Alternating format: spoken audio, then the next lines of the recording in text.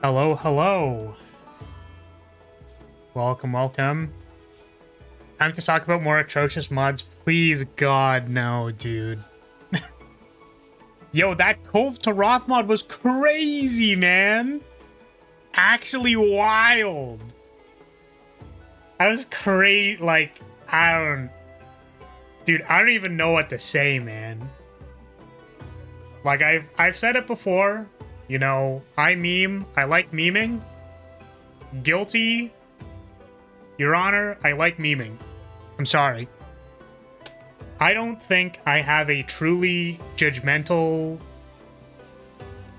I was gonna say bone, but like, the word is temperament. You are living your life, and you are enjoying yourself. And I guess no harm principle applies. If you're gooning to Kuv Taroth Titty, fucking live your best life, my dude. Same thing, if you're fucking blowing $300 on your VTuber Oshi, like, fucking live your best life, dude. I wish I could be sending $300 marriage proposals to Gigi Murrin of Hololive English's 4th generation justice. But I will make fun of you because it's funny. I will make fun of you because it's funny, not because I think there's anything wrong with it. And so, sorry, there... I don't know if anyone saw this. G-Pain! Wait, why didn't that show up on... Oh, it's just lagging a little bit. Dude, how am I supposed to look in your eyes when I want to get in between your thighs? Like, I've never heard truer words in my entire fucking life. Like, that's just... How can you say so little but express so much? That's what I'm wondering. I fuck hard. Yeah, if you did not watch the entire... How long was it? Was it 24 hours? If you weren't remembering the 21st of September, fake fan. Sorry, I wanted to put a thing on screen, but I think I need to go to the other screen first. Hello, it's me, Dumb Goober. Okay, so as you may know, as you may all know, we played Dustborn. There was a point in time on this channel where we played Dustborn. And the reason why we played Dustborn was because I do a little bit of designing video games. I do a little bit of that. I don't know if I would say that I do much of it, but I do enough to have an opinion. Which is, nothing. Diva is singing in the squad lobby right now? Oh, is she? Actually?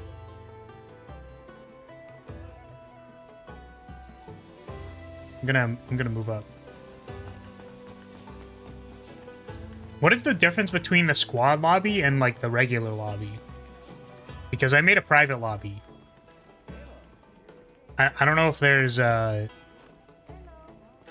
Is there a way that I can make a lobby that's like a squad lobby, and that's, like, faster for getting people in the lobby? Okay. Exclusive to squad members. How do I do that? How do I join the lobby that's exclusive to squad members? Because I have a squad, so I'm assuming I should be using that.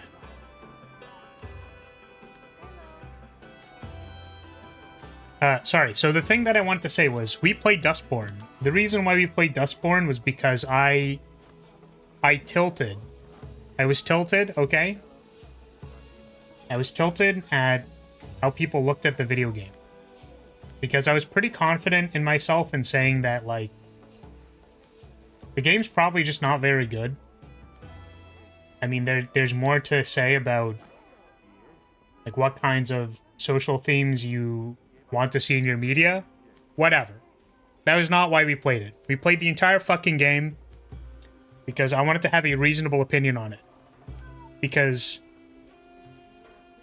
fuckers commenting on game design don't know what the fuck they're talking about.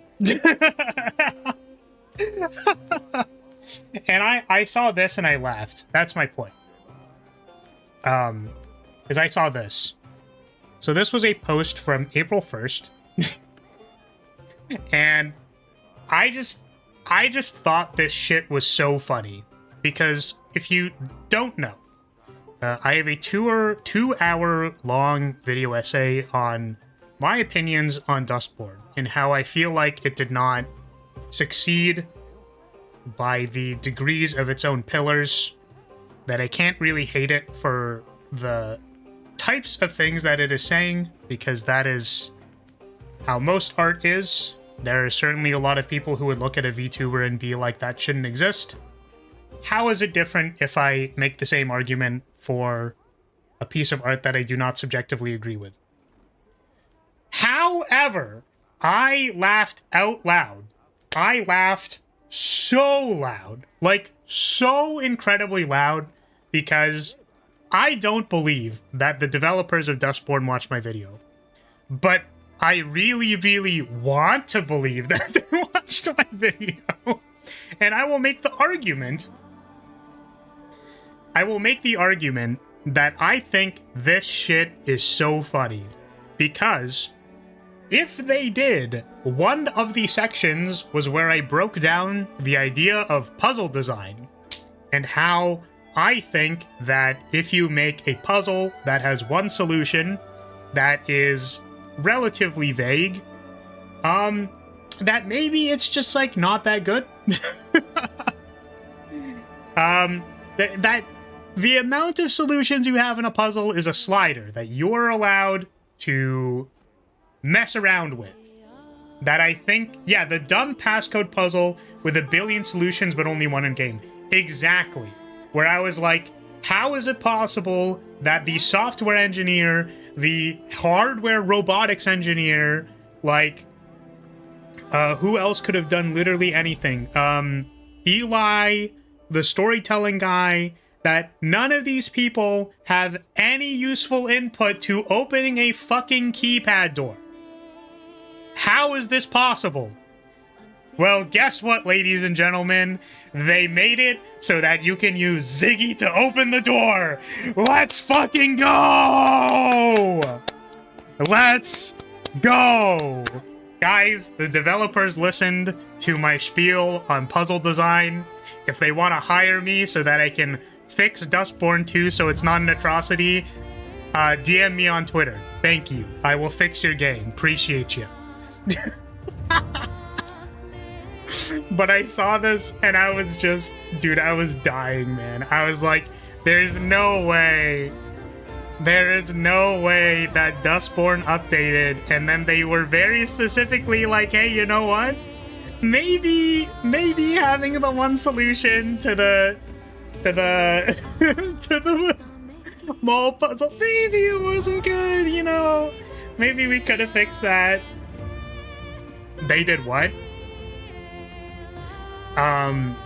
Yeah, so my headcanon is that they watched my video, they seethed and mauled at it, which, I mean, I make memes, right? But I genuinely tried to make that video with the heart that it's like, listen, man, game's just not very good. Like, you could have done better. And also, your storytelling and theming is weird. Maybe you can ask for developers' notes. Yeah, so I think that shit is funny. Obviously, this does not mean, just for the record, to be completely clear, this does not mean that they watched the video. It's just my headcanon is that they were like, you know what? Of all the things that they said in this video, maybe the one thing that they needed help with was getting into the mall. And that shit's super funny to me. So anyways, Okay. Go to lobby search and click on squad lobby search. So I'm assuming you have a squad lobby for this squad. I know that probably the diva is not singing, but I think that it might be good. It's in here. No, it's somewhere else. I think I have to talk to Alma, right? I'm in your squad lobby. Yeah, so I need to join my own squad lobby. That's what I'm saying. Is that I didn't think about that. Also, is it... So I have a question. In the squad lobby, can people still join the squad lobby? Like, is it possible to give people like an invite? Like they can join via code to our squad lobby? Or is it only squad lobby exclusive? Squad exclusive people. Also, where the heck is my Alma? You must be in the squad first. Well, I feel like that's maybe a little bit restrictive. You know, like it's useful for people in the squad, probably. But I feel like that's not as useful. Like, I guess they would send in... Because I want to be able to invite people from the lobby. But I guess if I give them the squad code... But, like, there's friction there, right? Because if they have to join the squad first, that means they need to get, like, approved. You know what I mean? That's kind of, like... It's difficult. That's hard. I appreciate you getting prepared, though. And readying up, as it were. Look, devs from Dustborn, all I want is a low-tier god evil route where I can tell people you should kill yourself now. Yeah, I mean, listen. I have Dustborn on my Steam account. I did pay money for that game so that we could play it and comment on it. And all I want to say is that it was an experience. So I get to see when the developer notes come out, and they're like, guys, wanted to change like a few things, and I go like, yep, you sure did. Guys, how do we make codas more important? What if we make it a coda moment? Anyways. We can join your private lobby then, just need the code. So I have a question for you. Are you not able to join the private lobby via the squad code? Or via joining via squad or whatever? I appreciate you needing to deal with my dumbass questions because I'm dumb. Hey there, Mugen. How's it going? Welcome, welcome. We're just getting set up here. So do I need to put the private lobby code on? So, alright. I was told that if you are in the squad, that you can just join other people who are in lobbies. No, different code and requirements. What? I thought you could just join on people who are in the squad. So maybe it is... Alright. Well, that's really unfortunate, isn't it? I thought you could, like, skip that step and just join someone's private lobby. I guess that wouldn't really make sense, because then, like, you would set up a private lobby and then theoretically anybody tried to force join you, but there's no opt to join. What the? That's so lame. Because I don't want to join one of the bigger lobbies, because then, like, there's a lot of people, and that's maybe a little annoying. I don't know. It's, like, claustrophobic to me. So, I guess I have to put the thing on screen. Well, I apologize.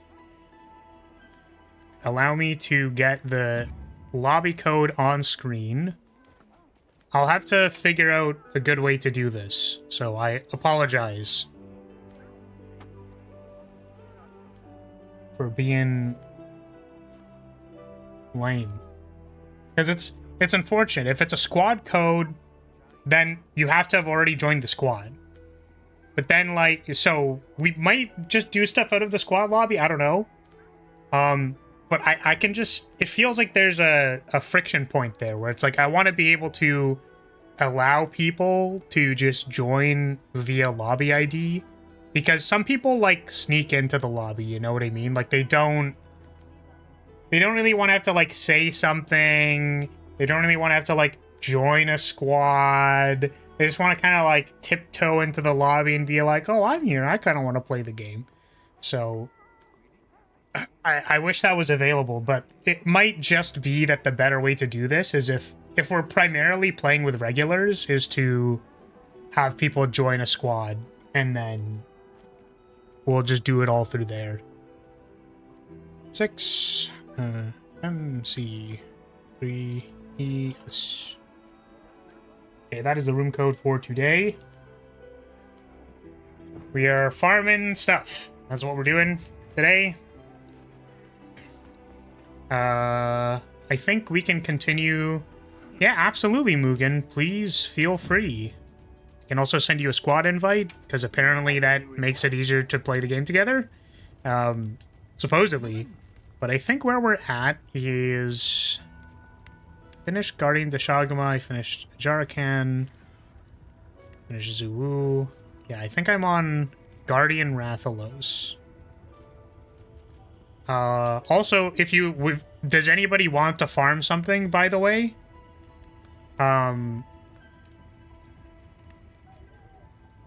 Just have people put their hunter names in the chat, and the ones who don't kick from lobby. That's the only solution I got. Oh, no, I meant, like, I don't have an issue with people joining, right? Can we farm you? That's a little inappropriate, Unicorn. You can't just be telling me to, like... Oh my god, how awful. It's like, what if I made a live 2D of, like, a... It's so bad, dude. I'll just have a... First of all, I'm pretty sure any implied anything happening in any stream, right? Like, there were the few Twitch ones as well, where, like, people were just getting railed slightly off of camera. Where it's like, you can't do that, you are not allowed to do that. And I can only assume that I also cannot put an animated farming machine on any part of my body for the purposes of streaming. It's really bad. I finished most of my farming. I'm just playing to hunt. All right, sounds good. Let's see how much more I need for Guardian Rathalos, because I think that's where we're at. All right. Yeah. So I still need quite a bit for this one. So we'll do that. Hello. Welcome. Welcome, everybody. I appreciate you being here. I'll give you my nice warm welcome. Just playing to level grind. Any hunt is good. Okay, sounds good. I think that means we are... Oh no. What do I want to bring? I'll just bring Horn. I'll be the bottom bitch today. Play Horn. Let him cook! Man, I love the stickers. Diva singing? Oh, I already got the thing for it, I think.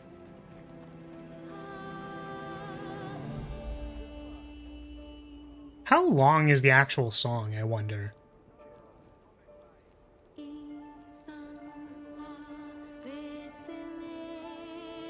Just because it's like, okay, so if you, let's say you want the Diva buff, because it gives you slightly more attack, right, as well?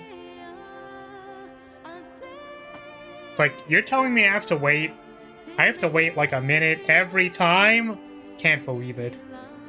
I mean, any excuse to simp for my Oshi, but...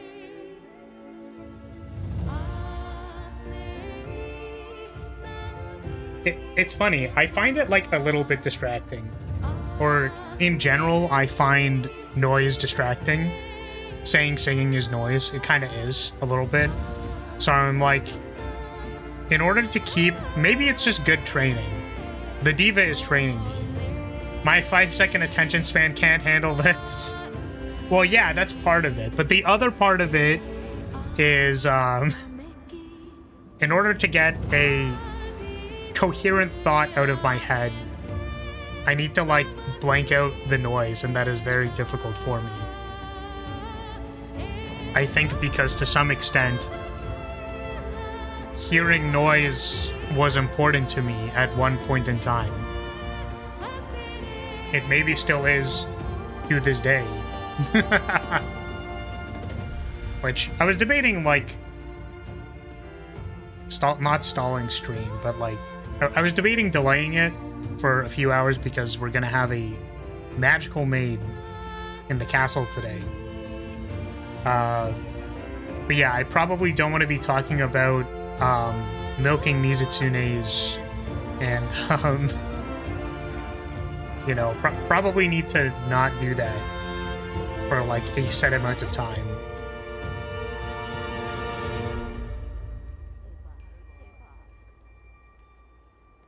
Okay, but when's the diva gonna start, like... When's the diva gonna start, like, speed rapping, you know what I mean? Why did I come back to hearing milking Mizutsune? Oh, well, that's because that's, like, a relatively normal occurrence on this stream. We need to not talk about milking Mizutsune, right? So, like, if you keep bringing up milking Mizutsune, then, like, you know, we can't put it away if you keep bringing it up, right? Go full mask off. I would probably be kicked out of the castle if I did. Or at least that's the conclusion I've come to. Need a mod to make Diva sing Mesmerized? Wait! What if we just got... That's so bad. There are too many implications with what I'm about to say. However, please understand that I am saying this in, like, in a very normal way. We need to get the diva to do, like, MMD dances and, like, idol songs. Like, I need the diva to sing Shiny Smiley Story to me so that I get the diva buff. It's probably not that difficult, right? To just swap out an audio file. That's really funny. You know what's funny about that, actually, is that I got idol/J-pop music banned from my LGS, which is really funny. Technically, I didn't. You know, it wasn't actually me who did it. But they were asking for song recommendations. Change the diva to suis. Yeah. Oh, what if it was randomized? Like, the model was randomized, so it's just like a random... We just have a random set of 3D models of different VTubers, and then they sing different songs. Just have, like, a randomized... That's actually, like, a really good idea, honestly. You just listen to a, like, 1-minute bit of some... I mean... It'd be a really good way to get your stream copyright claimed every time, but... Yeah, so they were looking for... I don't have a Guardian Rathalos, by the way. Unfortunately. Actually, do I have one saved? Right. I'd pay to have that made as a mod. Yeah, I wish I understood how modding worked. I don't really know how to mod things, unfortunately. I say as I made... the Flag Bearer Slay the Spire mod. But that's a little different. The thing is, the Slay the Spire mod infrastructure was, like, so good that I basically didn't have to do anything. This is a Guardian Rathalos, right? Yeah. Alright, let's do this one. So... sorry, they were looking for song recommendations, and then I made them blast Shiny Smiley Story at like 2 in the morning because it was a pre-release for some magic set. I don't know. And then apparently at a later point in time, they had a tournament where the finalists, right? The people in top 8 were basically like, nah, this music sucks. Turn on some idol music. They should be thanking you for culturing them. Yeah, so again, they didn't have a problem with me blasting Shiny Smiley Story at 2 in the morning, apparently, because I had to leave. So they didn't what's it calls it? They didn't have an issue with that, supposedly. It's that other people who also were, I suppose, cultured VTuber fans blasted just like hours upon hours of idol music for the top 8. And one of the store owners did not like that very much. So they were not a huge fan of that. Yeah, Mugen, if you would like to join, I have a Guardian Rathalos quest up. If you would like to participate. Oh, so let me send you a squad invite, because apparently I can do that. I didn't know that I could do that. Invite the squad. There you go. No pressure. But there it is.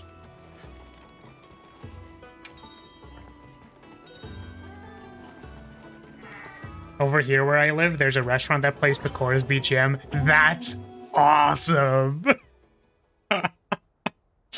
Oh, man. There's a little bit from the Balatro VOD clip, whatever it's called. I don't know, supercut? The Balatro supercut, where I talk about how if you don't have your... If you don't have their BGM stuck in your head on loop all the time, how are you a true fan? Not even a fake fan.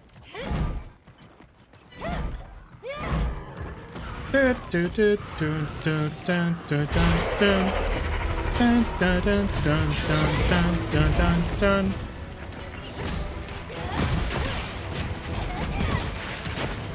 how do I play this game? I don't remember.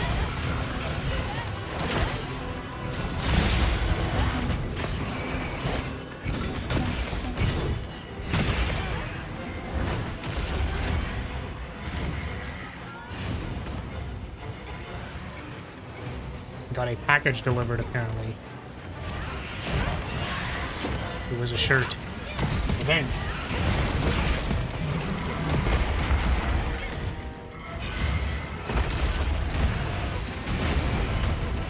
I would suggest the bad touch song so everyone can do it like they do on the Discovery Channel. Oh, goodness.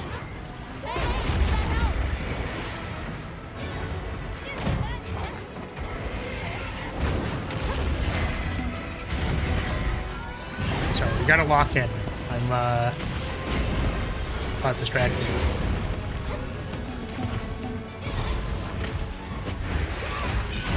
Oh god. Well, do love being KO'd.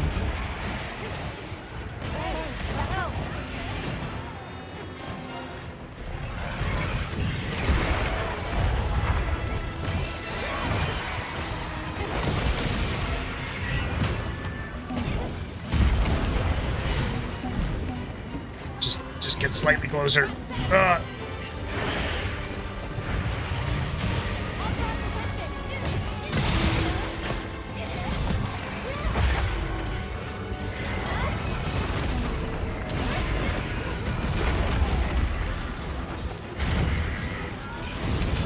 For a second, I thought there were 2 Guardian Rathaloses.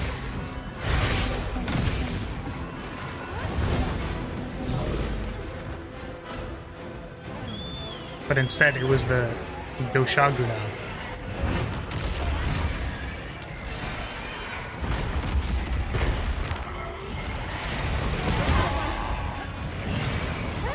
I'm gonna ride its face. Finish. Finish on its face.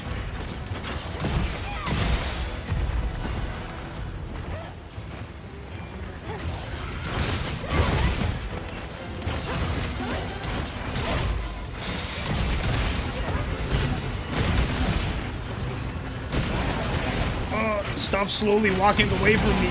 Ugh.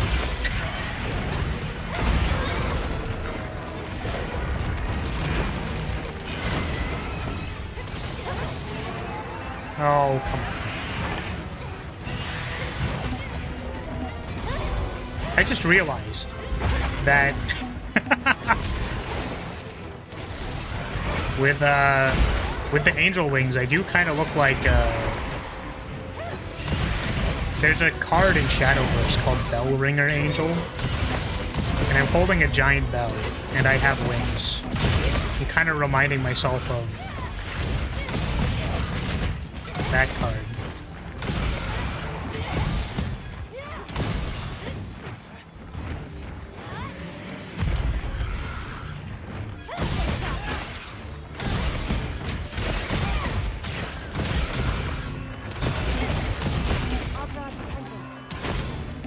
Oh my goodness.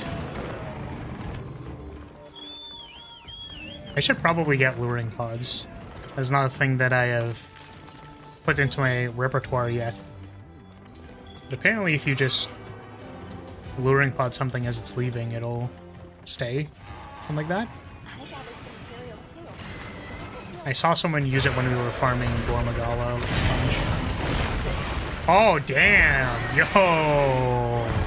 That was a sick finish.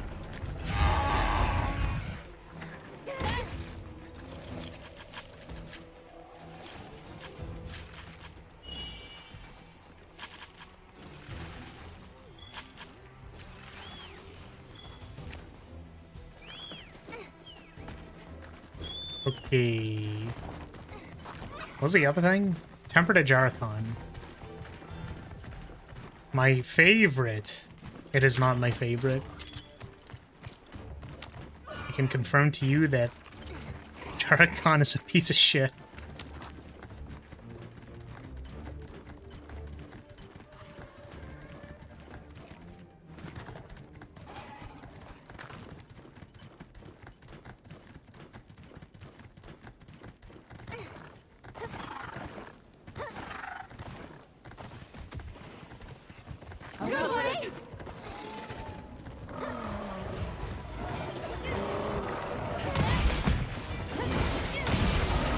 Autocorrect?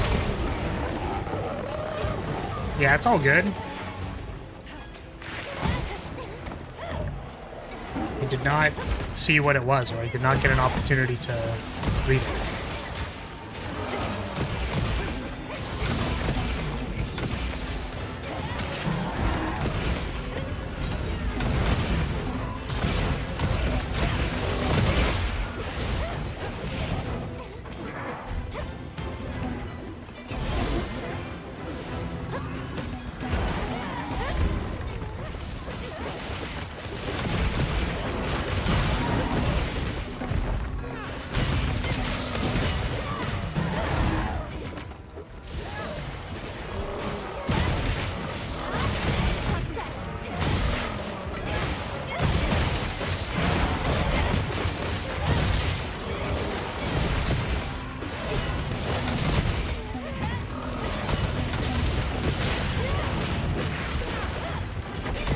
You never get autocorrected because your grandma is so perfect?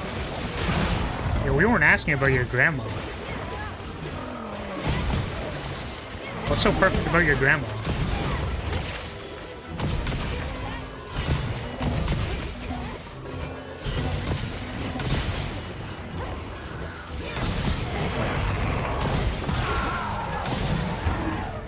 Ooh, let's go! Damn, between the time of those two traps, we were able to get 2 KOs. Huge.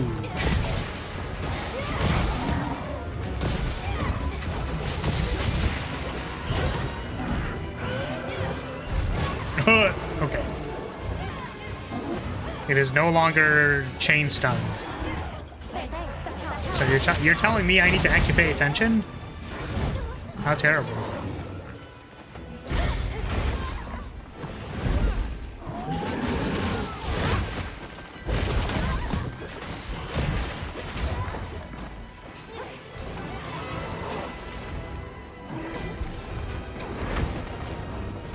Oh, no, it tracked me.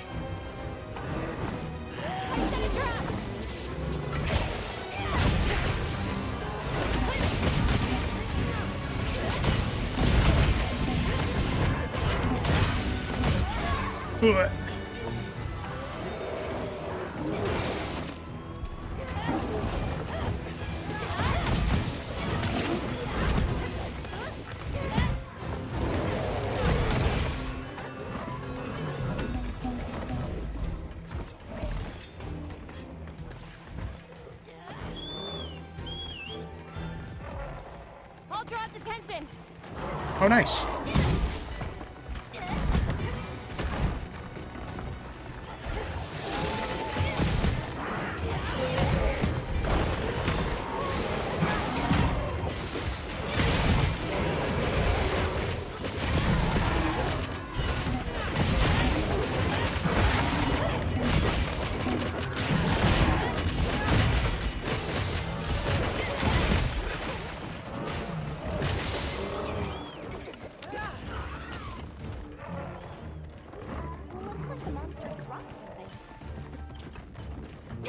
I do kind of wonder if I want to get, that's the thing that I haven't done yet. I haven't checked the Zoshia hunting horn. Because if it has good shit on it, then maybe I should make it.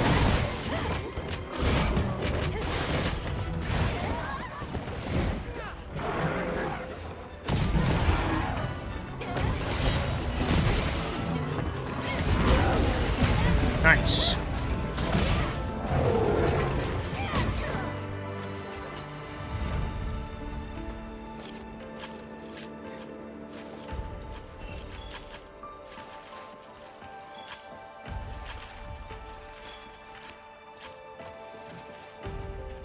I will remember to check the hunting horn. I will remember to check the hunting horn. I will remember to check it. Am I checking it? I will remember that. The remembering of the checking, I will remember.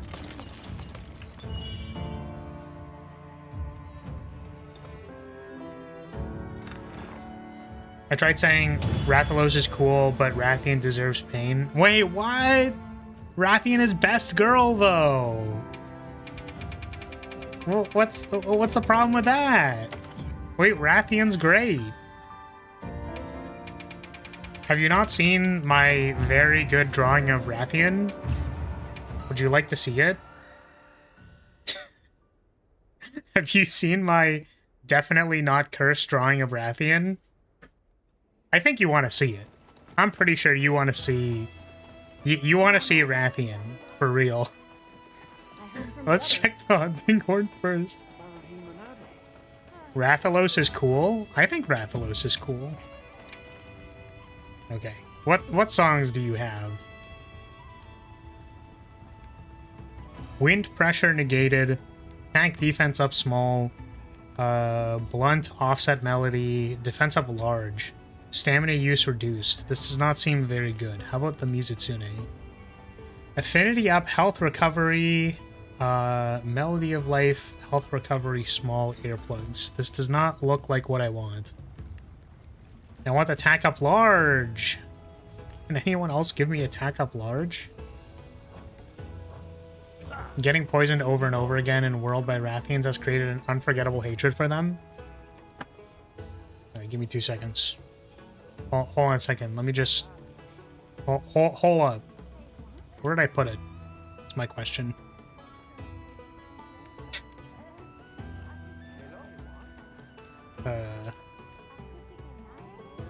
Yeah, probably don't want to accidentally click anything in that folder. Be good. Okay, but did your Rathian... my question is, did your Rathian look like this? See, you and I believe are different. I believe we are different kinds of people. You look at Rathian and you go like, damn, that thing's gonna poison me over and over and over again. When I look at Rathian, I see this. It's actually surprisingly difficult to put this on the screen.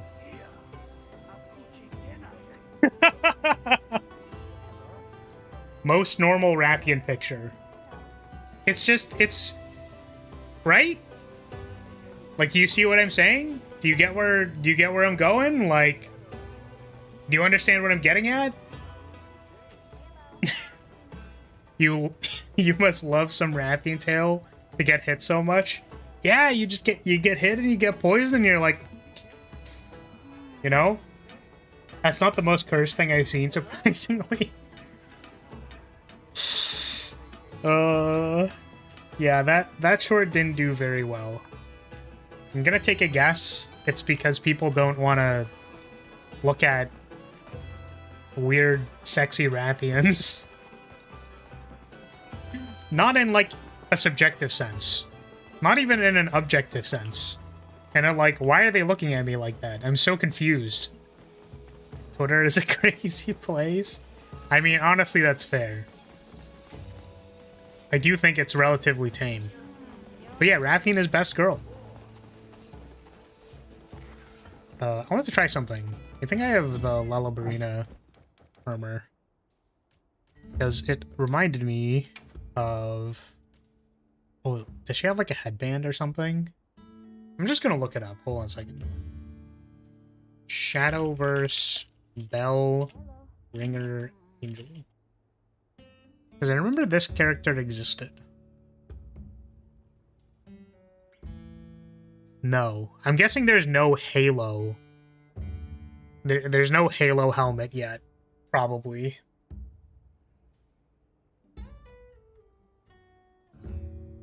Yeah, it's basically just a dress. So... Oh, wait. Hold on a second. The Lyrilyte bottom is this part, right? Dress? Oh, but the part that dies must be the flowers, huh? It's not the...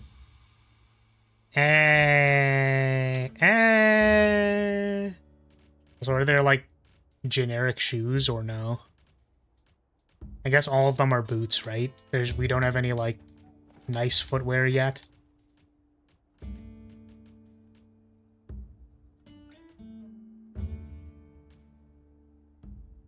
Halo Combat Evolved, yes. Angel Halo, not so much. Understandable. How does this look? And that looks fine, I suppose. Can I make it blue, though? And also, can I... Oh, wait, we have, Wait, hold on a second. No, we have this. It's, like, good. What about the gloves? Wearing Hope? It's probably good enough. I'm wondering if I can change the... I could probably make this blue. Can I make this part blue? I can make it all blue! Oh, that's cute. Alright. Sure. What if I just... It's kind of funny. No, we're gonna make this, dark. Maybe light? Make it dark. What about this? Okay. That's like enough like Bell Ringer Angel. Guess I could probably put it on screen. But I don't have extremely long blue hair. Oh! Oh, if I had the Oni hair wig, then I think I could have long blue hair. But I don't think I'm going to do that. That's good enough. It's a shame you can't color your weapons. How are we doing on this? Guardian.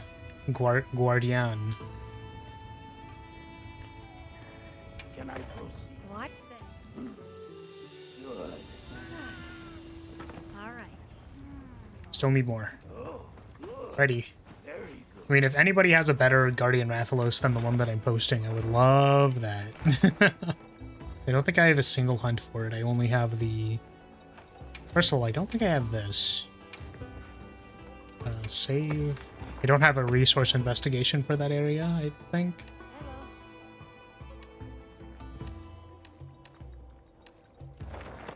Let me see. Right.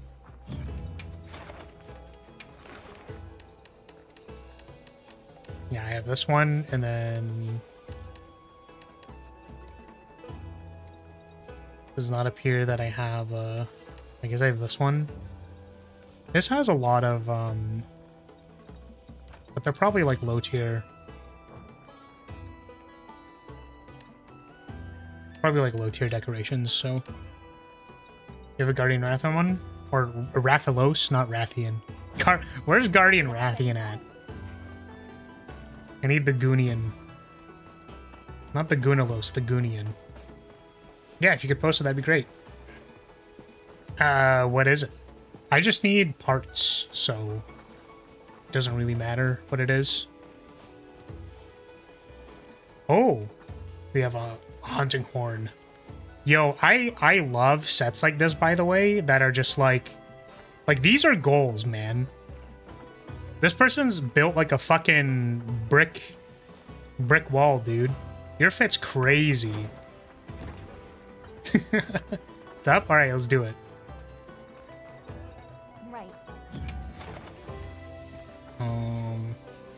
I'll remember requests. Ah, yeah, low tier decos is fine.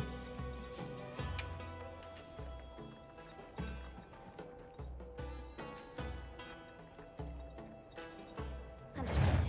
Be careful out there. Yeah, currently we're doing Guardian Rathalos.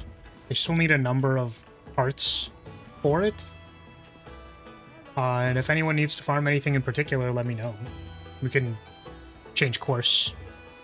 I think I haven't fully farmed Zoshia yet as well, so it's another thing that we can do. You won't want to miss out on this.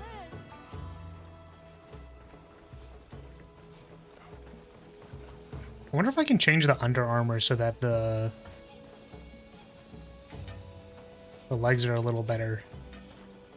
Let me see.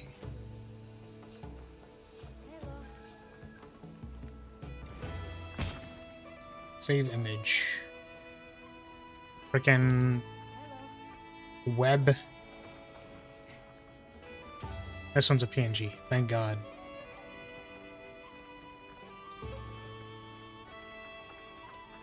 For anyone who's normal and hasn't played Shadowverse, this is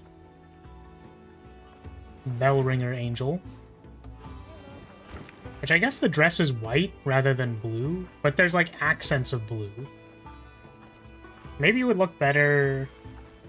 Probably look better if if I made the top part white and then just the accent color blue, maybe it would look better.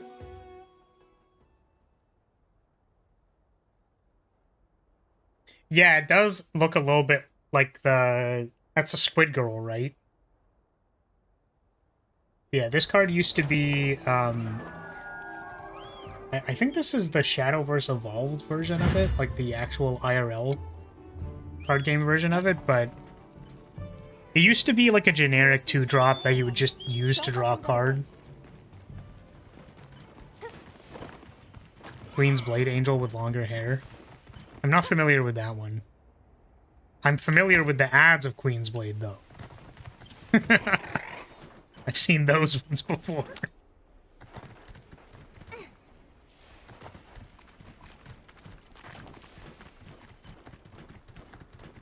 There's one more space in this quest, by the way, if anyone wants to join. Not, it's all good.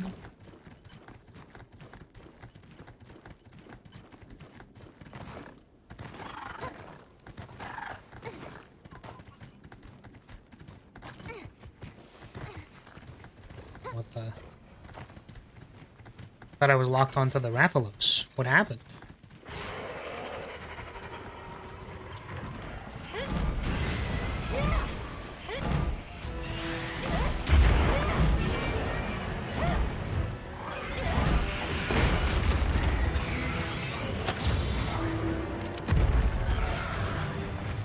Beep. Bop. Boop. Bada bing.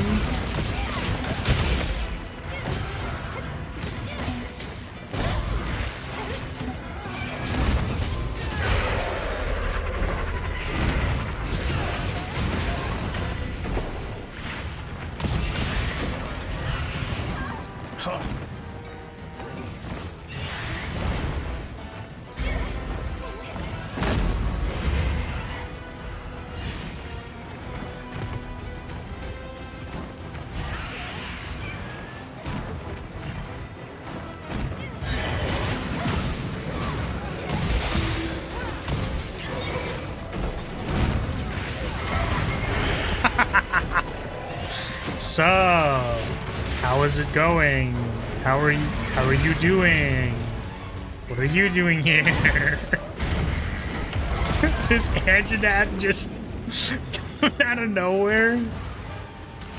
Oh man, love that. You know, I think I didn't care too much for like the turf war stuff. Like, I think they're cool. I don't know if I like cared too much about them. But what I do think is funny is whenever the monsters just come in out of nowhere, like drifting from off screen and just whop them. Because there's like a difference, you know? When it's a turf war, it feels very scripted. Like, and I recognize that all of it is scripted. But it's like, I don't want to watch a cutscene, right? I want to watch... I just want to see the Guardian Anjanath come in from off-screen and be like, hey, fuck her. This Ange is gonna catch hands too if it keeps screaming. Yeah, it interrupted us like twice or whatever. Wait, why is it... Hold on a second, where did it go? Also, why can't I lock onto it? I'm confused. I unlocked from it for like 2 seconds. And then it stopped it being my targeted hunt.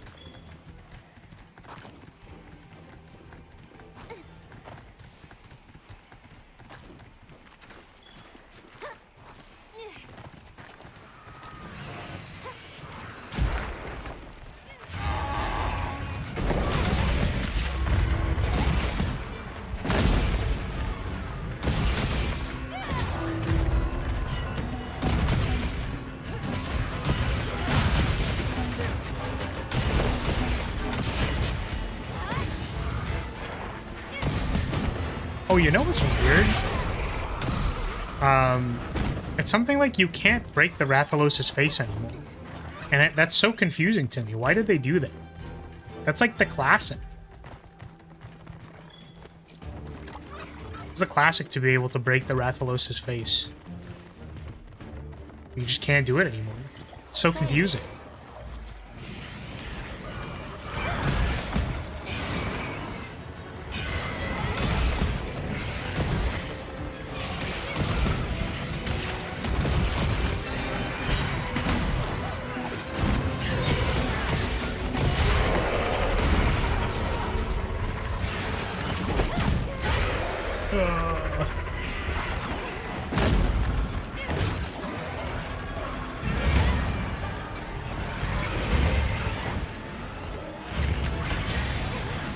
Wait, that didn't work?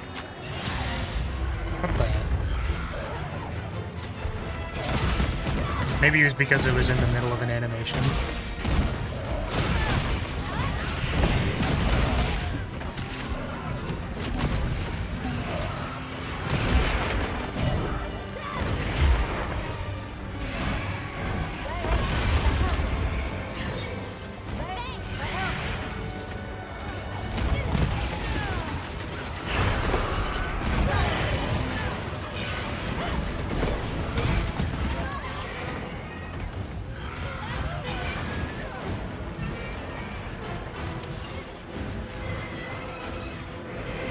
This is a good opportunity for me to cook some food.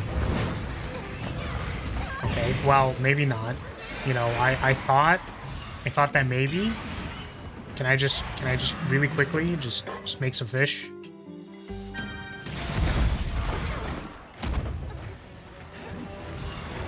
Nope.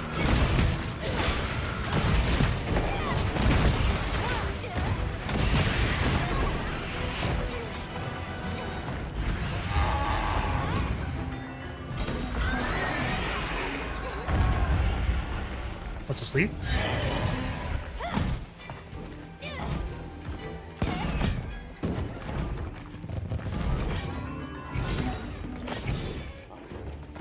Oh wait, whose sacred is this? It looks like a Kirin. Oh, it died. I thought it went to sleep. Whoops. I was waiting for someone to do like a wake-up attack.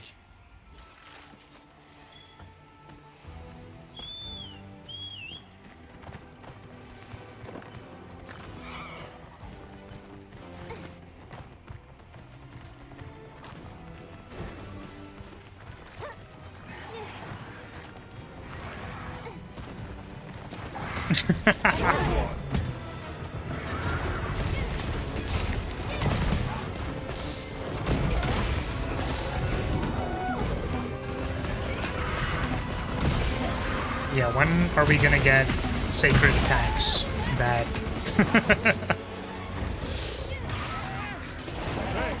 sacred attacks like the Kieran Lightning? Oh, just give us the line attack. Actually, you know what? Yeah, give us that so that we can be confused every time we're fighting Zoshia. It's like, is this a pro tip? Or pop quiz? Is this okay. Well, I love fighting guardian monsters. They're my favorite.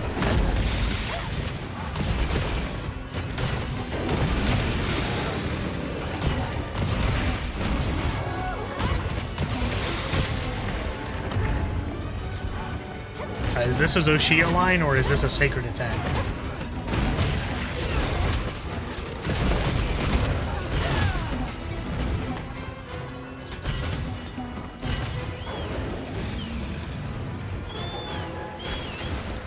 Oh. See you later, Ancient Half.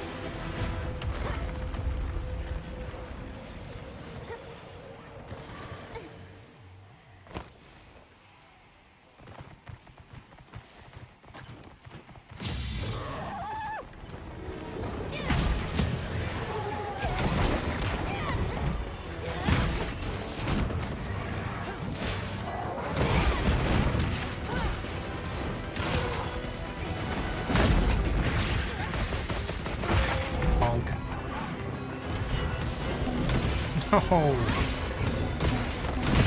Every time it just jostles slightly forward. Like, how dare you be out of range of my incredibly stationary weapon. Comparatively, I guess. Comparatively stationary weapon? Something like Sword and Shield.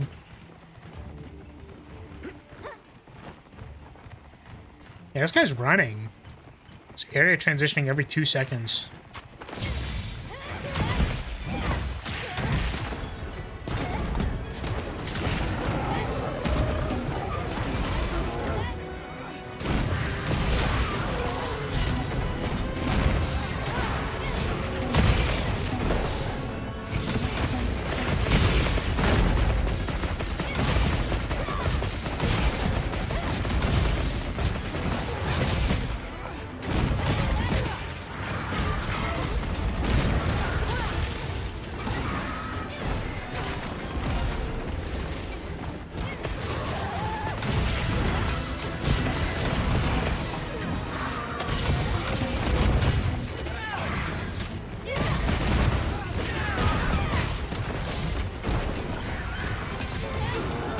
Nice.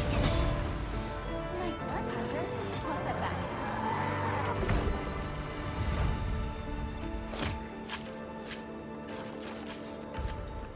It's a shame I already have the Doggerin done. I really should have, like, taken my current stance, I guess, thought. Like, leaving some armor slots open, instead of going, like, monster by monster, being able to take the double hunts and finishing, like, multiple pieces of armor, I think would have been good.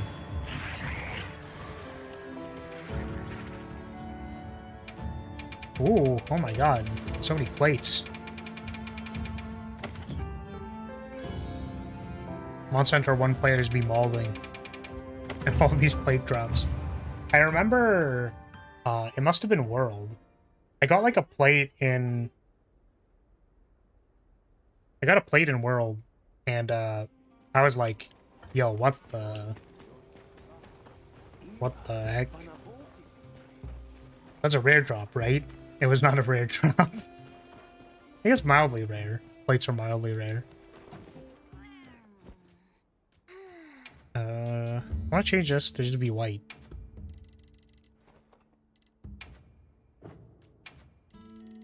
think that works better. There's just like the slightly... that's fine. Also, I was wondering if I can change the Under Armour. where is it? Can I change the pants? There we go. Detailed settings, legs.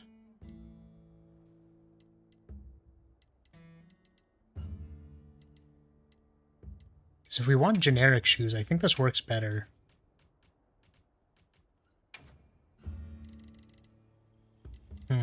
Yeah, like this.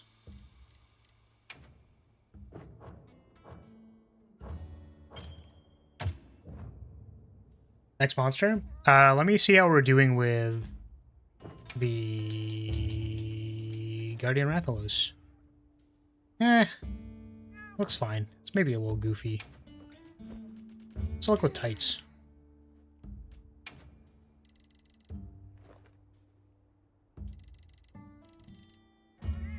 A little cute. Sorry, I'm getting distracted. How are we doing? I guess I could be wishlisting the stuff, but like, let's be real here. Who actually uses the material wish list? Right? That's a way to curse your drops. Okay, I need like a bajillion scales. Should I begin? Watch this. Good. All right. Scales and carapace. Oh, good. Alternatively, we could move down the list slightly and go, You have any requests?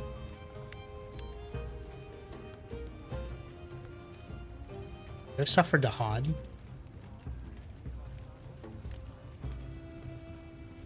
Could also run at some Jin Dahads, so I think I still need stuff for that. My hammer is yours anytime. Gonna check mine to see. Still no Rathalos.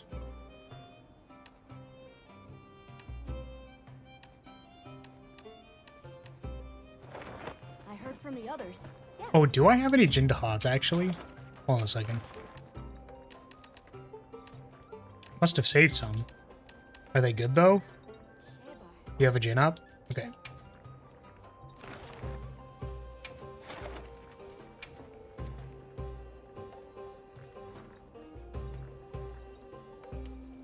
Shall we get started?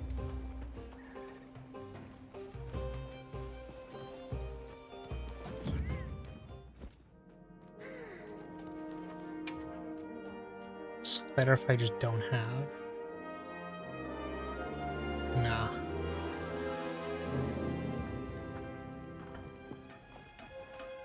Yeah, it's just like the glowy sleeves on the chest is kind of funny to me.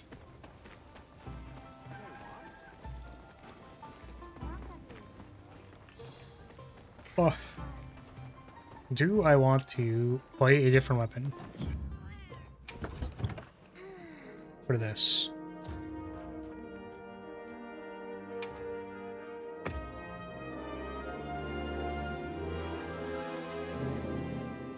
Sure.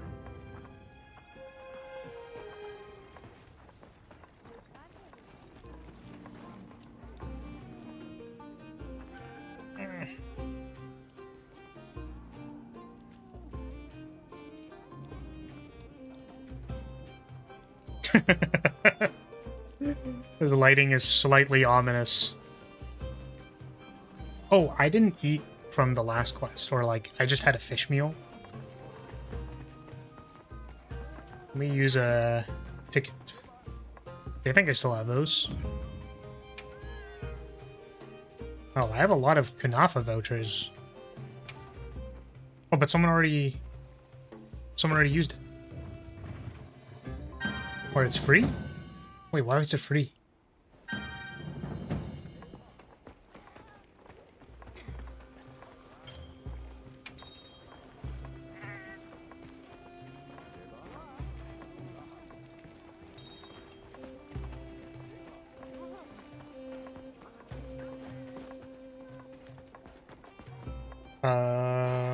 Did you want to join for this one, Flasco? I think it's just free sometimes, but not exactly sure. I see.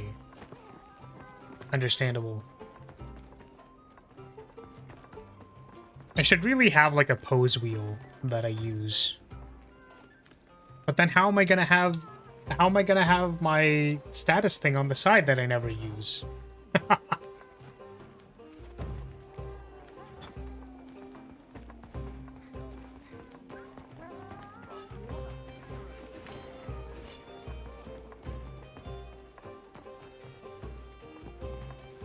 Yeah, kind of looks like he's just vibing. They're just taking screenshots.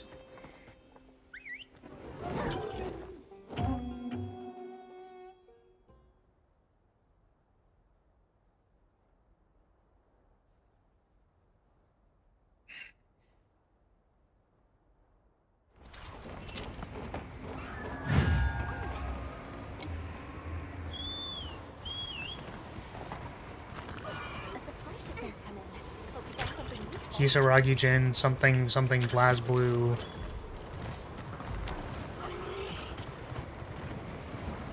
If this is Jin, then I'm Hakumen. Here from the future to kill myself.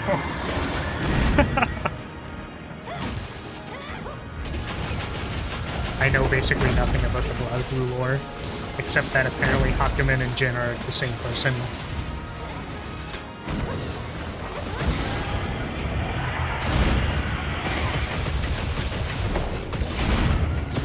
Oh, I could probably wear the winged waist. But I don't think I have the...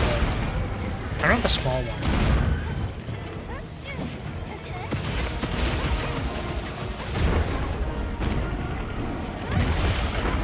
Oh.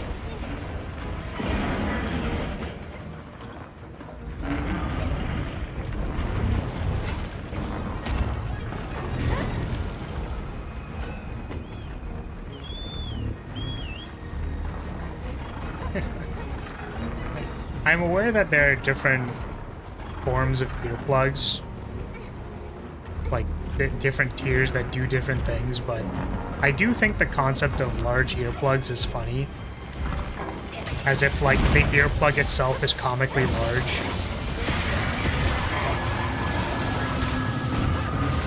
Because attack up small and attack up large kind of makes sense. But have you seen earplug large? Those things are massive. Those earplugs are big, dude. They're super huge.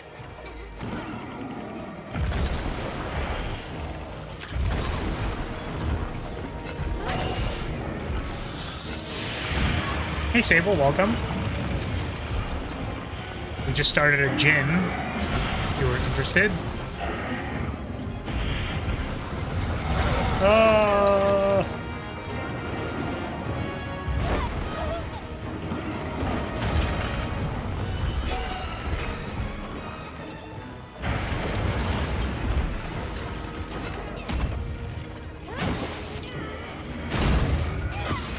Might jump in later. Okay. Sounds good.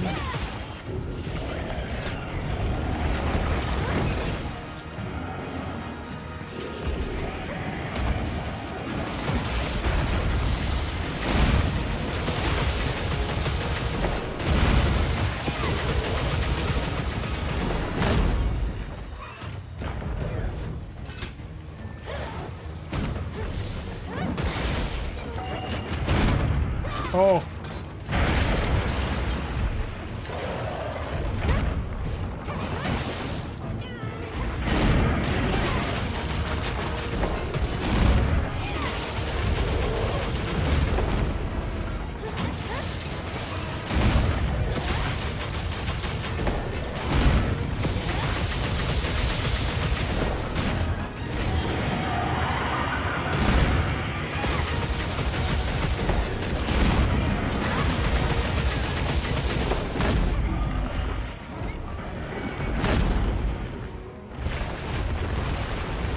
What is your favorite game? Well, Monster Hunter is definitely on there.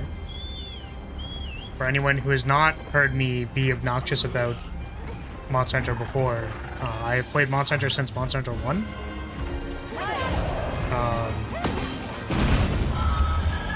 Big fan of the series.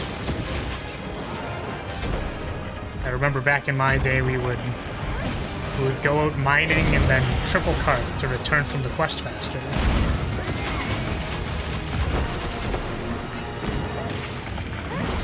What else is on there? I would need to like take a look at my like probably Steam library. For roguelites or roguelikes, like Slay the Spire.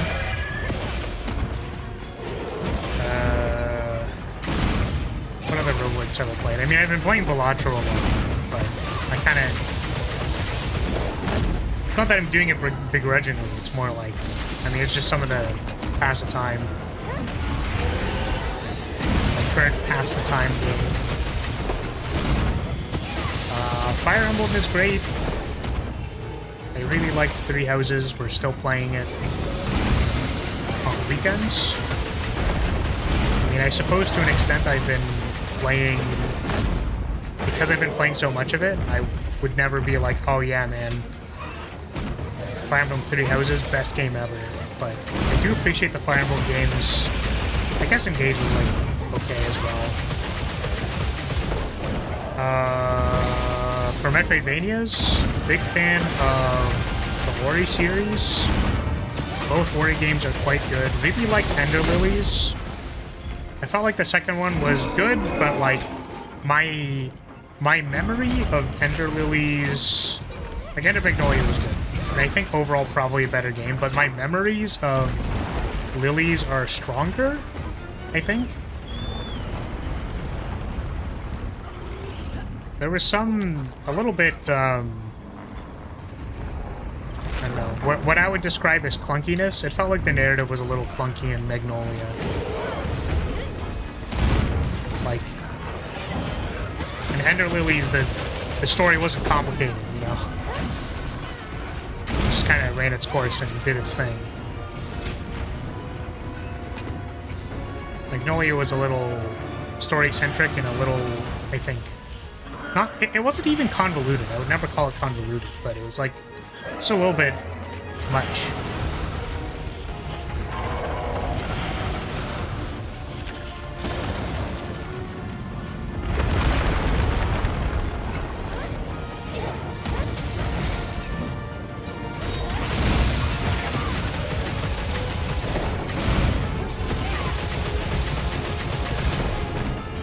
What else? Elden Ring? Elden Ring's good. I haven't played the DLC yet. It's actually funny. I think whenever I think about the question of, like, what is your favorite game? Like, I look back and I surprisingly haven't played, like, that many games. As compared to, I guess, maybe people who play games. Oh, Armored Core 6 was crazy good. I loved Armored Core 6. Like, it was so good. That's another game that was part of my younger years. I was playing, like, Armored Core 2. And the janky controls, but it didn't matter. It's fine. We finally got Twin Stick in Nexus. Armored Core Nexus. So I played a lot of the Armored Core series, and 6... Armored Core 6 was like everything I wanted early Armored Core to be. It's just like it wasn't fully cooked yet. It wasn't fully realized.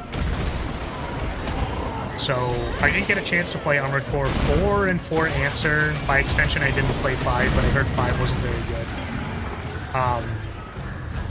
So those games looked really cool, and I always wanted to play them, but never got a chance. Looking back on it now, probably the vibe of Armored Core 4 and 4 Answer are like...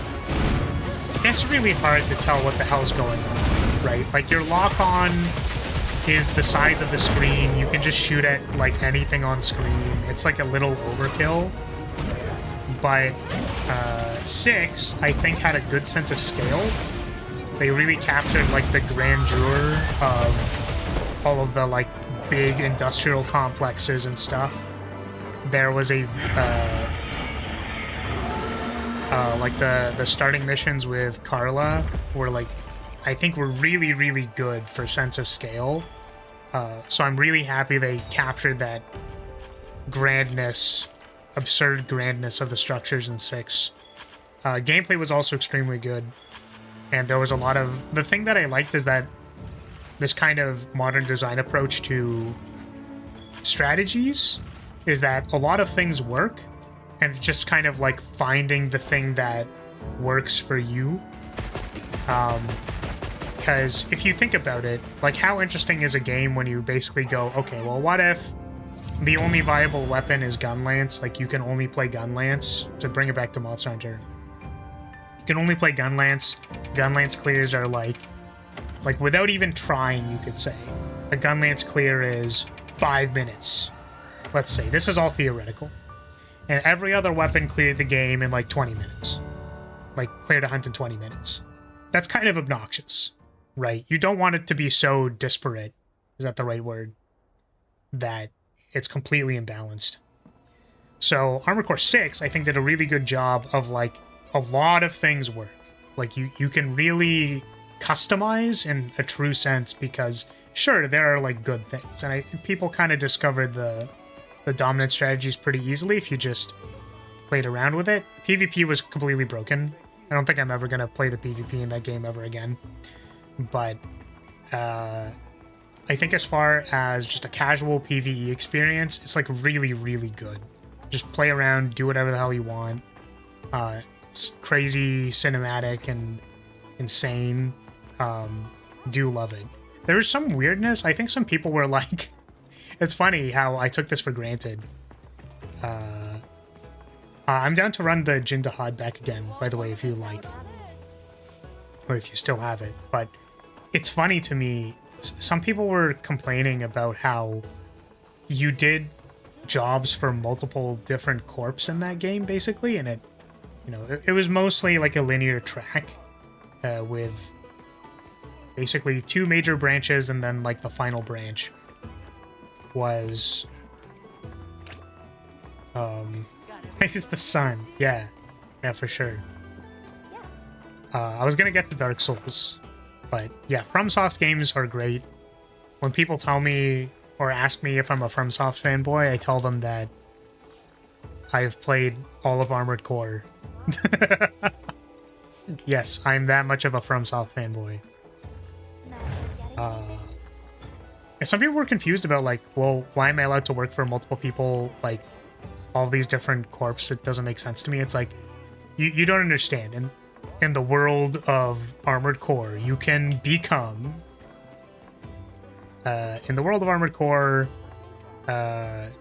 you are a mercenary. You do not give a fuck who gives you what job. You do not care. You are accruing credits to make your fast-moving death machine go faster and shoot bigger. That is what you're doing. And you're hoping to not get cooked in the process. My favorite thing as well, and they did that kind of in the later runs of 6, like the later pathways, is they captured this idea that, like, think about it. You're this, like, highly skilled mech pilot, whatever. But, like, so is everyone else. So when you go out and do a mission, like, they're like, oh yeah, go, like, deal with this one, with this one mech. Like, it'll be fine. Just go deal with the mech. Like, it's not gonna be a problem. And then, like, 3 armored cores ambush you, and you're like, all right, like, what? Could this not have been in the mission details? And it's like, no, it couldn't, because screw you. Like, I just love that energy, because every corp is just an arms dealer that does not care about you, and every other corp is trying to sabotage you by throwing 3 ACs at you. That is just how it goes. So, was always a big fan of the Armored Core series. I think 6 was incredible. Dark Souls, I've been playing Dark Souls for a long time as well. I have no potions, my bad. Forgot to restart.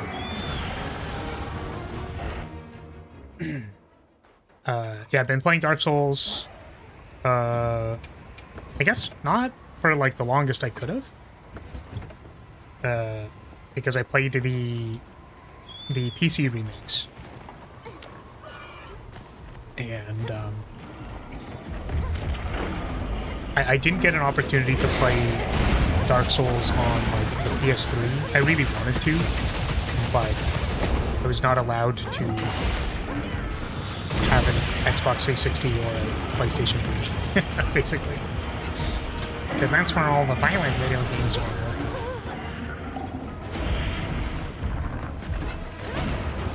Corrupt Mantle nerf, mega sad. I mean, not really, but are there patch notes that I could be looking at? Did they patch the game or something?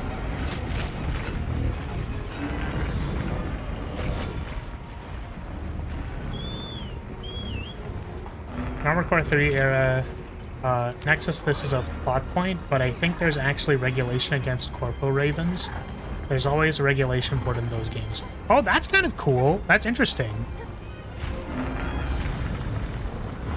I guess my purview of it was always that it was like a little ruthless. But yeah, I mean, it makes sense. There are like, in the earlier games, there are like, oh, yeah. There are like Crest ACs, there are Mirage ACs and stuff like that. But I guess you're always playing like the freelancer in those games. But to be fair, in the earlier games, there was also a lot more decision points, I think. With Last Raven being like, there's a lot of fucking decision points. But maybe it mattered a little bit more? Yeah, I don't know. Global Cortex's the Raven board. They're basically Handler Walter. True. True, that makes sense. But, like, Handler Walter is kind of like his own guy, too, right? Whereas, like, Global Cortex is more... I would guess all sweeping? But I guess... Like, we don't know if Handler Walter has other, like, Ravens under their belt, right? Or, like, had more Ravens under their thing previously. They play the role of the liaison, is what I mean. Yeah, I was trying to think of... Because there was always, like, a liaison type person. And I think I was always a big fan of that kind of character, or the idea that there was someone who, like, had to line up jobs for you. Like your agent, basically, for your post-apocalyptic mercenary job. I always thought that was cool. And they're like, Raven, we've got 2 enemy ACs, and it's like, ah, shit. We're cooked. Like...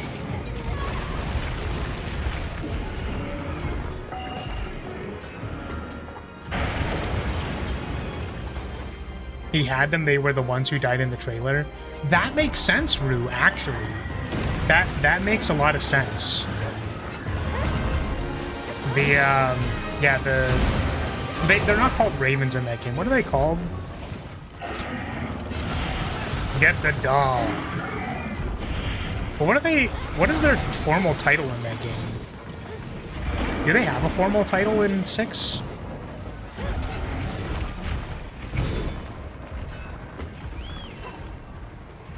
Lane Meyer is my wife. Not really. Sheila is my wife. But Last Raven is not as popular, I think. Understandable. Mercenaries and Raven was just the guy you poached the Loisons out of. Yeah, but in the older games, Rue, your like mercenary title was just Raven. All the Ravens in like 3 through, I mean, not like, since Armored Core 1, you were called like a Raven. And then they changed it to like Lynx in 4 and 4 Answer. And then I guess in 6 you don't really have a title, you're just... I didn't know you were, like, a huge fan of the Armored Core series as well, Rue. But yeah. They call you an augmented human. You are serialized. Yeah, you're just like a human plus. I do love how they start the game going like, your cooked ass brain, like, just get in there. Like, it just tell you to go, because you're just like a cooked human plus. Yeah, we just goon too much. They just liquid injected, like, anime waifus and goon material into our brain.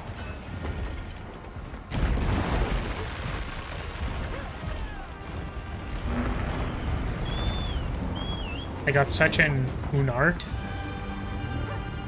And another of my mini stream went and played them all. So I don't know if I understand. This might be an ESL moment. I don't know if I'm allowed to say that. I think you're allowed to say that. I don't know if I'm allowed to say that. Have to go outside, touch coral. Yeah. I really enjoyed Elden Ring. I was gonna say, yeah, Elden Ring, Dark Souls, all those games are really good. I didn't play the OG, like, I don't even know what it was on. But Dark Souls before Dark Souls was cool, like the super old From Software game, like their first game or whatever. I didn't play that one. King's Field, yeah. I should really know what it is just for trivia purposes, but I have not played King's Field. Oh, I didn't get to play Demon Souls either. Because as I said, I didn't get to, like, play on a PS3, basically. Was never really huge on first-person shooters. Just because I think my perception is bad. Maybe because, like, I didn't play them a lot, but I could not easily perceive people moving around on a map. Mind you, I also wasn't allowed to play those games, but obviously I've played League, talked about League before. I used to play...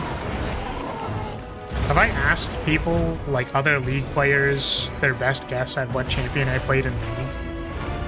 Because I play like two opposite ends, which I think are really funny.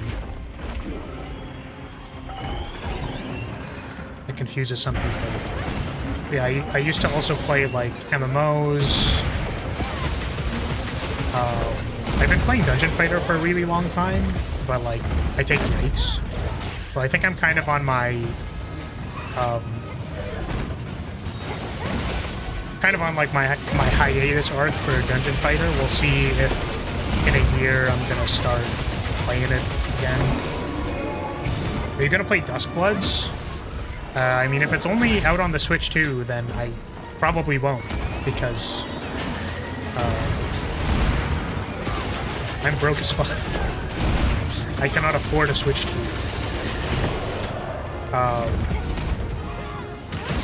But I would if I had the opportunity. I can buy a Switch 2 and Duskbloods, and then write it off for taxes.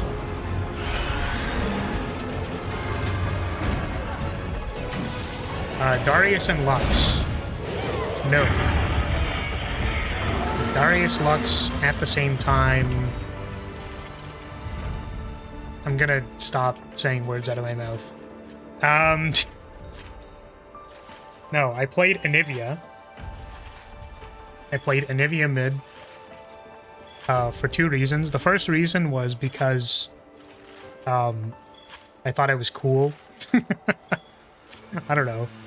It's just fun to drop an ult on people, and then it's like, are you gonna stand there and die?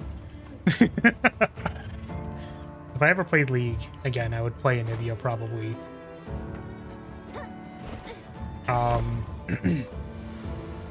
And then the other role that I played was I played jungle. So we go from control mage to the other half, which is assassin jungler. The latter half of my time playing League was Kazakh's jungle. Because I liked Goomba stomping people and then losing the game. That was my favorite thing.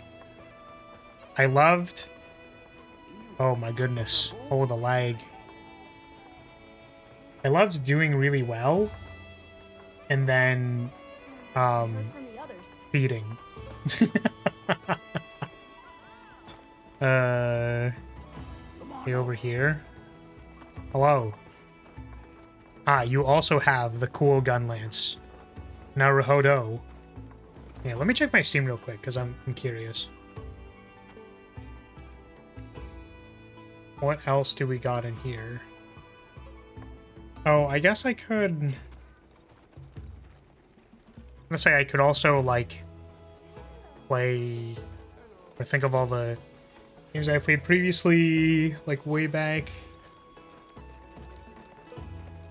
Like the Legend of Zelda games, the 3D Legend of Zeldas.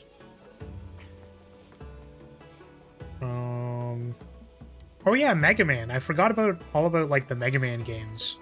Played Mega Man games. I kind of wonder if nowadays I like Mega Man as much as I did before. I think the Gunvolt games were good as a continuation of how I felt about like Mega Man Zero and like those games. Went back to try and play Mega Man Zero. Those games are definitely pretty old. Let me tell you.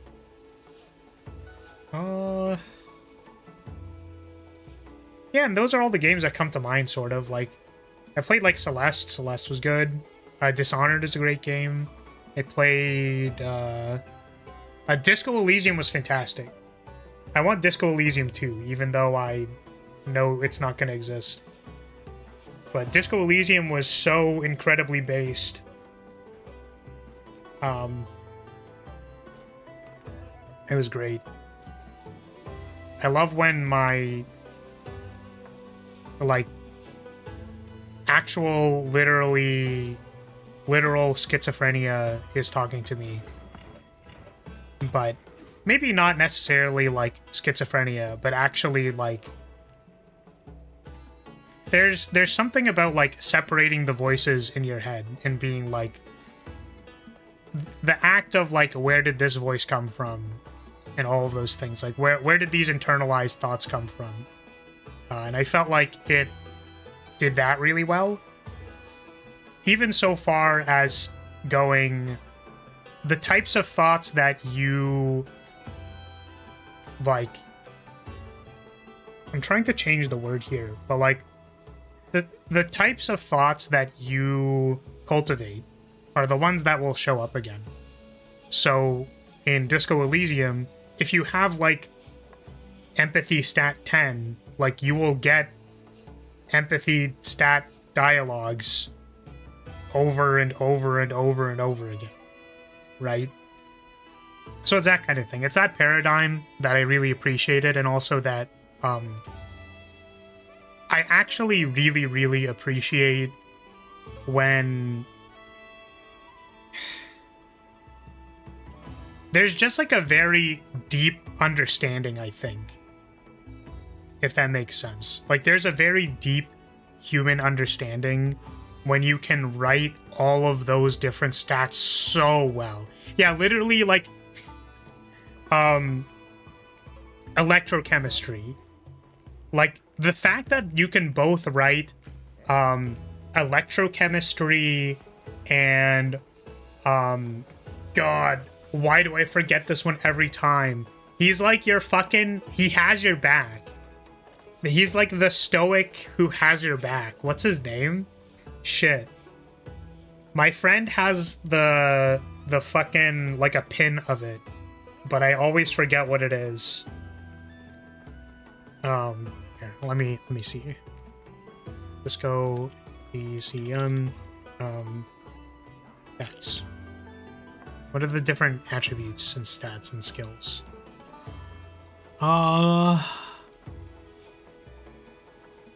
Volition. Volition. I love Volition. Yo, Volition always has your fucking back, dude. Love Volition.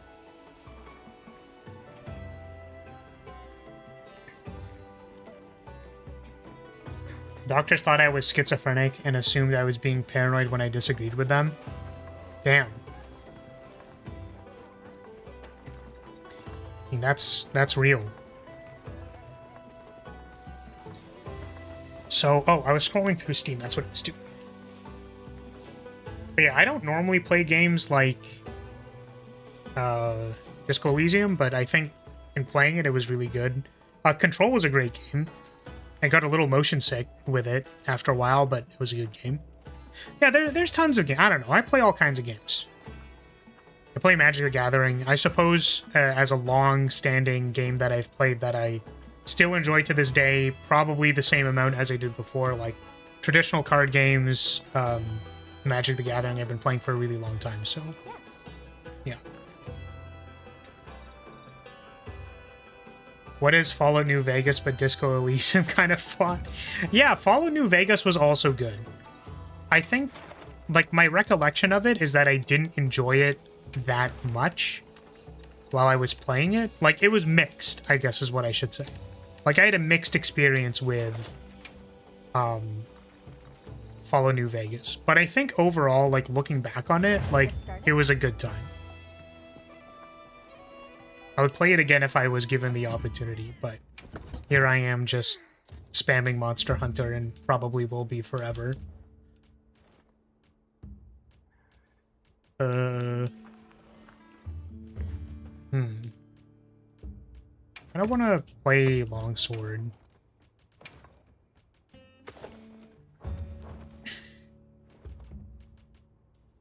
With the silly super recovery set. You won't want to miss out on this.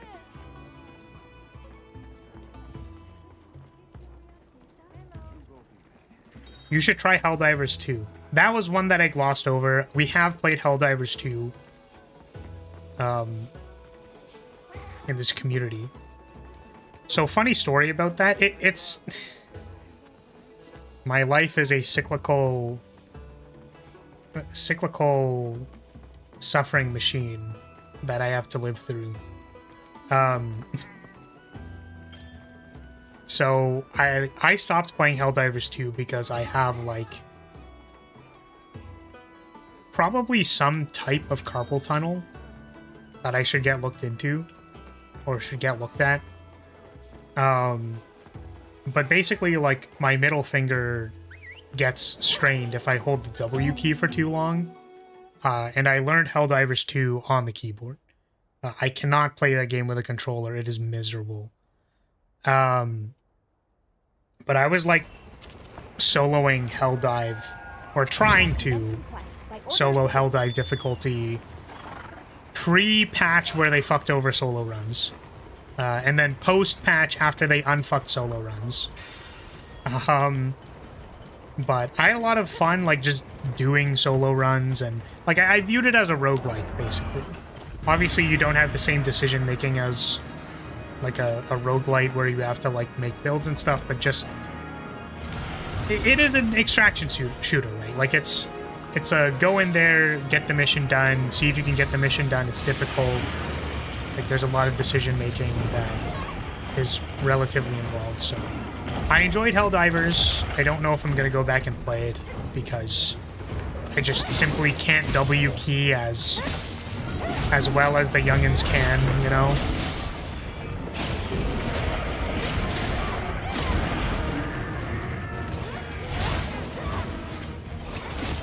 It's a good game.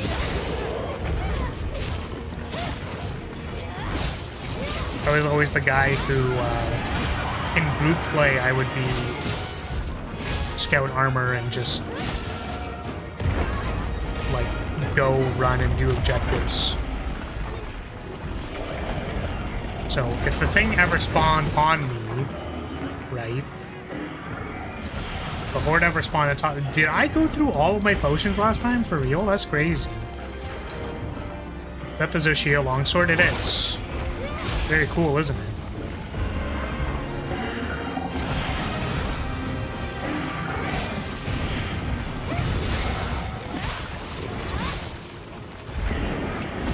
I would play more Helldivers if I didn't have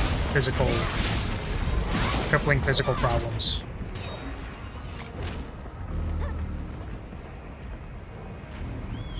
Helldivers with the ODST mod is so peak. What is that? I do not know what that is. I guess my brain thought of it because you said mods. Skyrim, I have played a decent bit of Skyrim. Elder Scrolls. I played Elder Scrolls 4 before I understood how to play video games really well.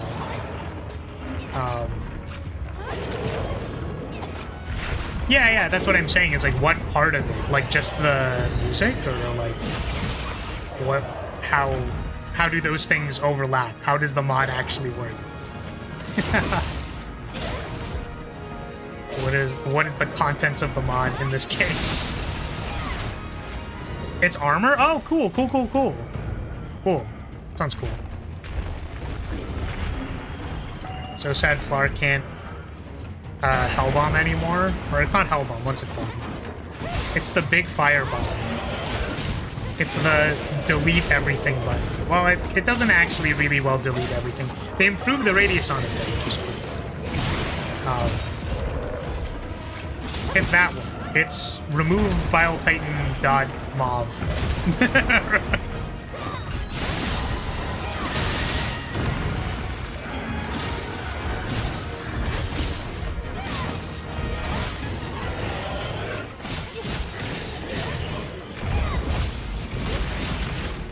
Oh, I used to play Warframe 1 too. Which I stopped playing Warframe because the frame abilities were getting too OP. And also, we had to do the frickin', what's it called? I'm trying to remember. You had like an operator, like, you jumped out of your thing and became a child. Yeah, there was baby mode, and that made me very. I didn't like that.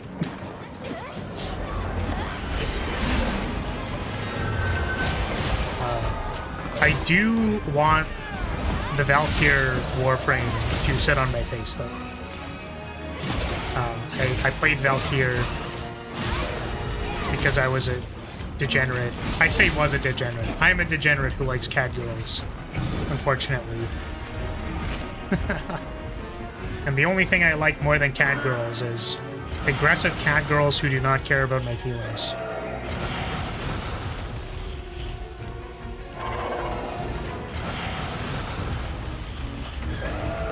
You know, the community starts aging when the end game of the new expansion is a dating sim? That's hilarious. 1999 is peak, though. Yeah, there's like updates or something for it. I stopped playing basically when they had, this is probably like really old content now, but they had the like daily or weekly, like level 100 content or whatever that I really like doing. I basically ran that every week or whatever the time unit of time cycle was. I had a Quake that did that like every week. I should really be Crimson Slashing, but I'm too busy talking about Warframes.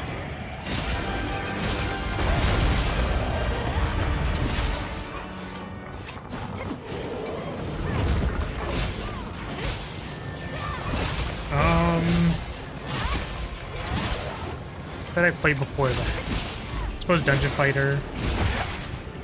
I tried playing 14, couldn't get into it, which is sad to me because the thing that I just said about cat girls.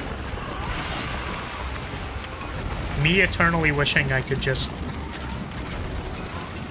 exist in the same physical space as Final Fantasy XIV cat girls.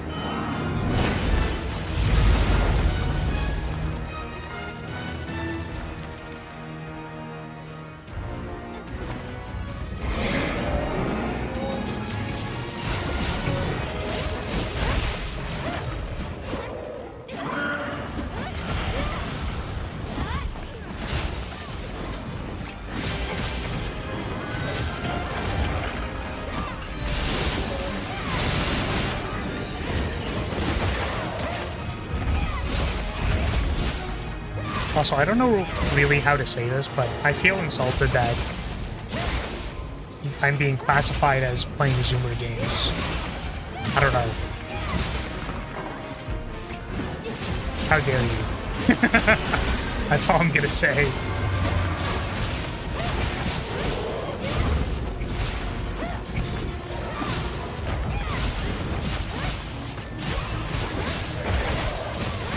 I guess because like everything before that, right, was like Armored Core, like console stuff.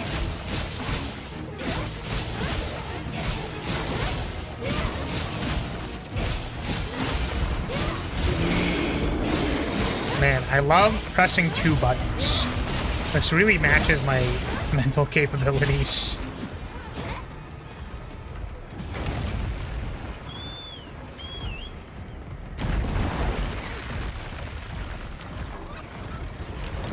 Oh, how could I forget, like, literally, we talked about Metroidvanias, and I was like, oh yeah, like Ender Lilies, Ori, but literally the Metroid games.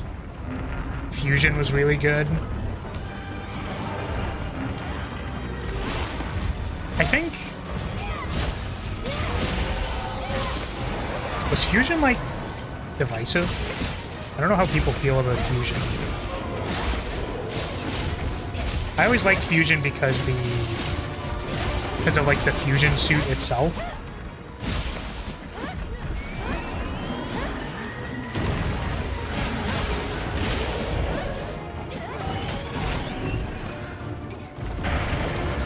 Just the blue is really nice. All the primes are peak. If you go back and play them, they're actually not that good, but... Like, man... The boss design in Prime 1 really needed some help. Let me tell you.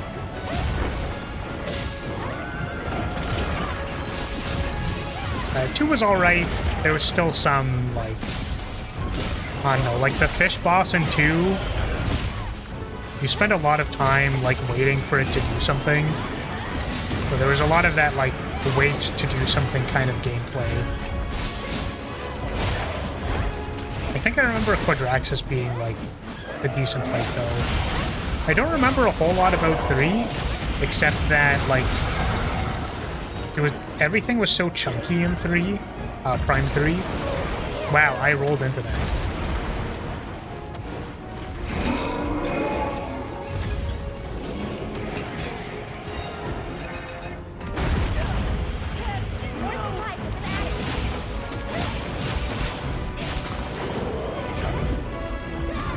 But definitely for sure, the thing that I like about the Metroid Prime, like Metroidvanias in general, and I think people underrate this stuff a little bit, maybe. They like both overrated and underrated.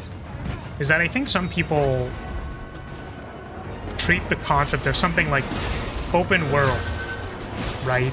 Like, it's this very overused term where, like, people say, how do I say it?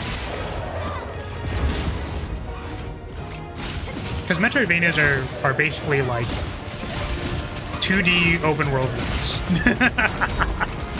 To an extent. They are comparable, and I think for some people, they use an image like there's like a normal game, and then an open world game is like a normal game, but like they move the treasure chest slightly further away.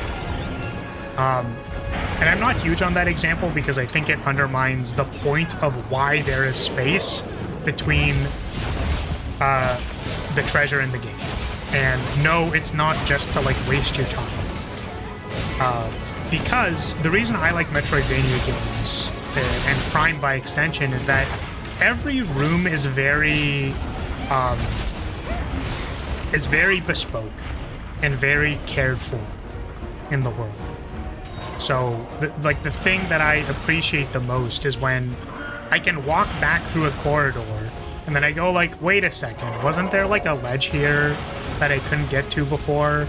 oh, because there were spider ball tracks there, and then like you get a missile upgrade and maybe some lore on why the bird people died like 7 billion years ago. I really appreciate that a lot. And I think the important part about why I think they're comparable but not the same is that typically in Metroidvania games, there isn't a lot of wasted space. Like you're really not... And I think it's why a game, for example, like Elden Ring is so good too, because like there's a lot of roaming space in Elden Ring, but that's part of the experience. And then when there is actually content, it is like there. Like there's a lot of content that's like, okay, like let's do it. It doesn't feel lame. Maybe it does feel a little formulaic. The teams can feel a little formulaic, you know, reused assets, all that stuff. But I think that there are certainly less compelling open world games where the space is just so dead.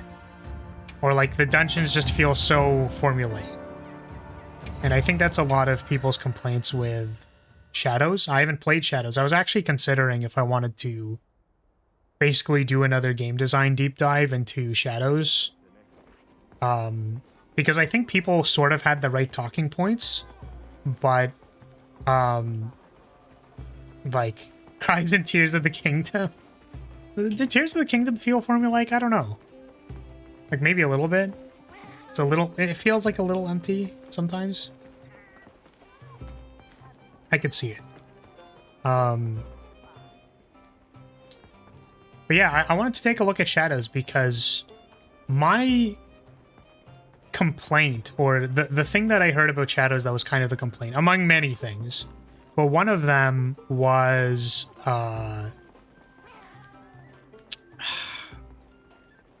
do I articulate it? It's that the outpost didn't feel compelling, basically.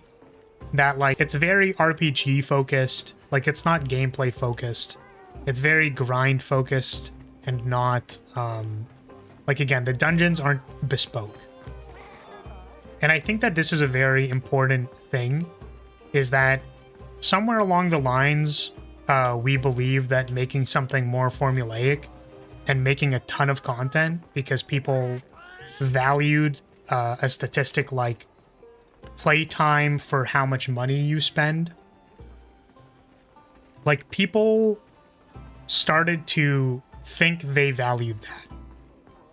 But I genuinely think that trying to pad out, like, what people are running into is we're going to pad out the gameplay and, like, look, your amount of gameplay per dollar is going to be really good, but none of it feels alive. And I think that's why I liked the Prime games, that's why I liked Metroidvania games, is that it felt like every room was bespoke. Like, every room was thought about, every room had, like, a little bit to say. And you get that in games like Hollow Knight, which... It's funny. You could be more cynical. I do think you could be more cynical and say that there are like some dead hallways in Hollow Knight, but genuinely, I think about like when you go to the hot spring in Hollow Knight and the fucking banker that stole your shit is just chilling in there like, "Oh, what's up? Like, how's it going?" Ha ha ha. Ha, like, you know, the spaces and rooms feel very cared for. There isn't too much of it, and it doesn't overstay its welcome. It doesn't feel like it's formulaic. There's no formula. It is a place that you go to that someone, like, had in their mind's eye. And I think that that creation is very... the people who get it, and then they make it, and it fucking rocks. And I think that we need to stop making Assassin's Creed formulaic fortress design shit. Or at least that's my thought. It's my thought. I don't know how accurate it is. I genuinely was thinking, oh, maybe I go play Shadows to see just how formulaic it is. Because this is the thing, right? Is that my understanding is that Ubisoft is a very game design focused studio. And the problem with that is that if you are very, very game design focused and you're not very ambitious, then you will make things that are formulaic because you're too lost in the weeds of the theory. Like, you're gonna have one item drop of this there, you can only have 5 units here, and then when it's an upgraded fortress, there's gonna be 7 units, and then it's gonna have this boss unit, and then like the boss unit is gonna be like, all the numbers are perfectly gonna align that you can do this fortress or not that fortress, whatever. And it doesn't, again, it just doesn't feel like alive. It feels like a Skinner box. Which is why I appreciate games like Monster Hunter, because there's a lot of life in it. You know, the gameplay loop doesn't need to be anything different. Because you're just playing the game. The game's just fun. Which I guess is maybe not the best example, because you could say that, you know, making the fights is very... actually, no, I don't think so. If you compare the puzzle design or level design to how you would design a monster in Monster Hunter, like, they are different. Right? They're very deep, rich boss fights that you get to play a lot of and then and engage with in different ways, with different weapons and different playstyles. So I guess it kind of fits. Mold kind of fits. Alright, the actual shrines temples were pretty good IMO. It's just that once you've seen a few sky islands and underground, you'd seen it all. The thing about dead hallways is, like, they still serve a purpose in spacing a densely interconnected map. Once you understand how the maps are built, they don't feel out of place. Yeah. Yeah, and I think you're right about the shrines and temples. I enjoyed playing the temples. They were fun. And I think that's like a huge thing, is that the temples were formulaic, but the actual core principles were that it's supposed to be fun. And that's like a very vague thing to define.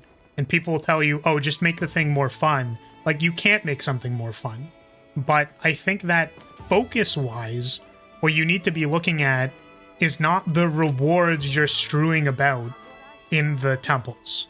What you should really be focused on is, like, what moment is someone going to be playing this beat of the game? Like, you need to picture it like this. If you are playing this game, or you gave this to someone you cared about and were like, play this map, are they gonna have a moment when they're playing it where they go like, oh yeah, that was awesome, like that experience was cool, right? Like the other day when we watched the Diva performance for the first time, I was like, oh shit, I'm in the Monster Hunter world wilds, I'm in the monster hunting, I'm in the Grand Hub, right? So it's like, I feel like I'm somewhere. I feel like connected to the person who made this thing. I think that's very powerful. So I wish more people did that, I guess. Stop bad. Make good.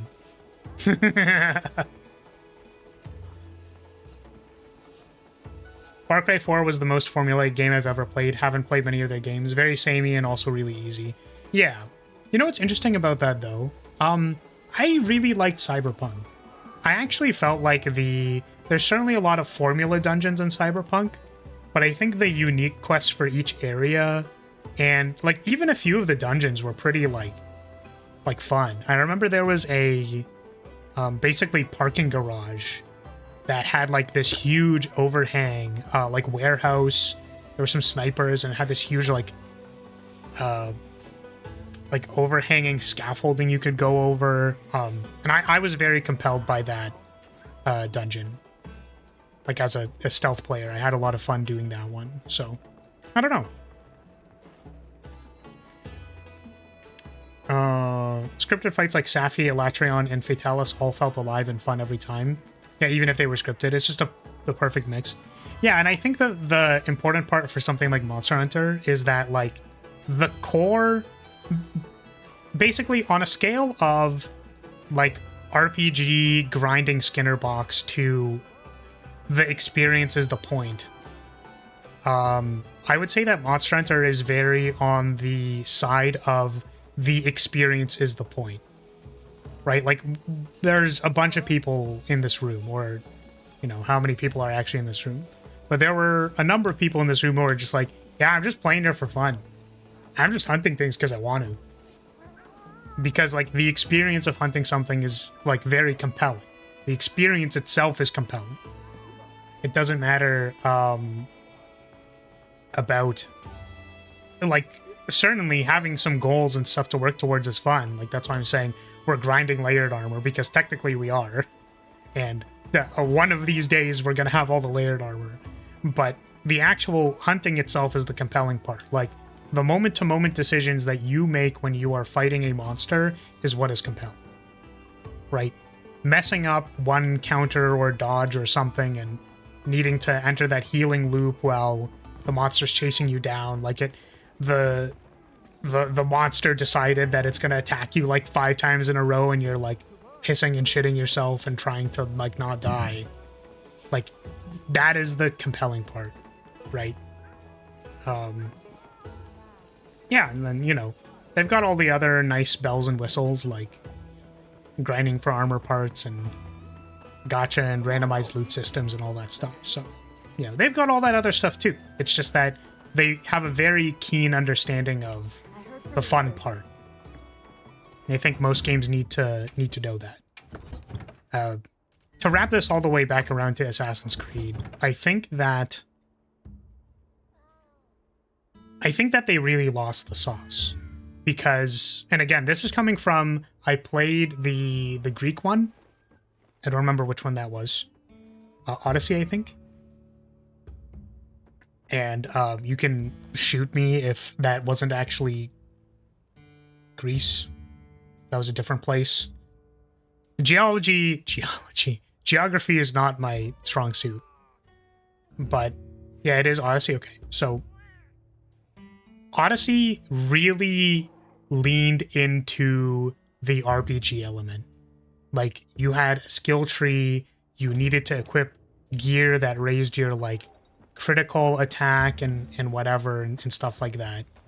And I think that game really did not feel compelling to me because they determined that the fun part of the game was equipping gear so that your one-shot actually works. And I think they forgot about the fact that the fun part of playing Assassin's Creed was being an OP-ass assassin that assassinated everybody. That's what was fun about it, in my opinion, was running around, being like on top of the fucking world, stronger than everybody. You ran up to that person and you assassinated them.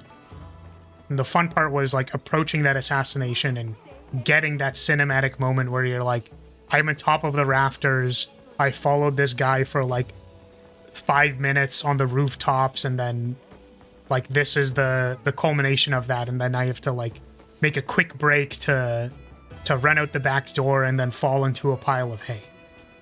Like, that was the experience, not this like 5% more 5% more stealth damage. It's like, come on, man. Get out of here with that shit. I felt like the RPG stuff was so strange. Dishonored should have dice roll on stealth attack success rates. Yeah, can you imagine how shit that would be? It'd be so bad. And you want to know what I love about Dishonored, just for the record? Sorry, we can like be hunting something and I just, you know, I'm just like getting a little heated about games because I like them a lot.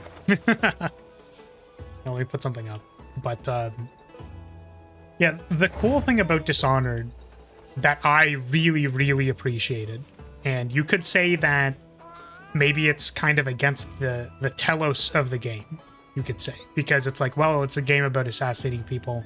Why is the bad option effectively to assassinate people? Like, why does that give you the bad end?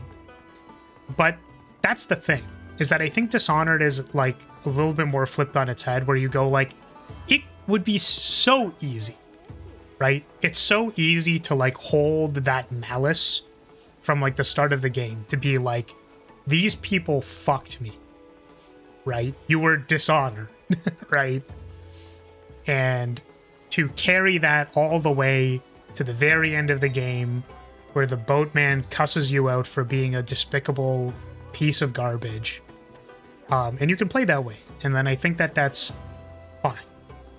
And genuinely, I don't think that they meant too much by it, just simply that, you know, if you kill every single political figure in Dishonored, then maybe you don't look like the best person to the boatman guiding you to all of your rules. But again, the idea is that you could very, very easily simply, you know, run in, kill whomever, and get out.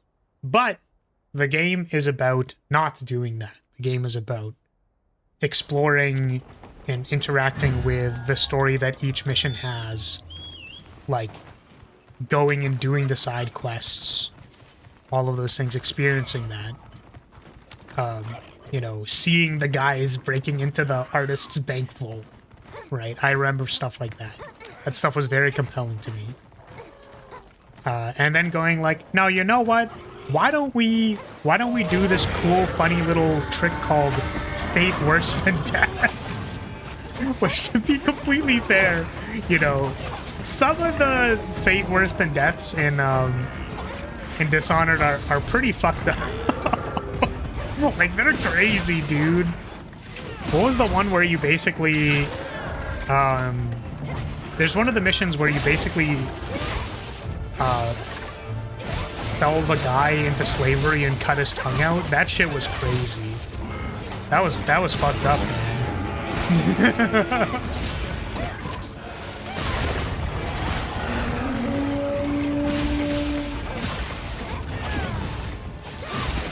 But yeah, it's not like the assassination gameplay isn't there, it's just that there's also this other stuff.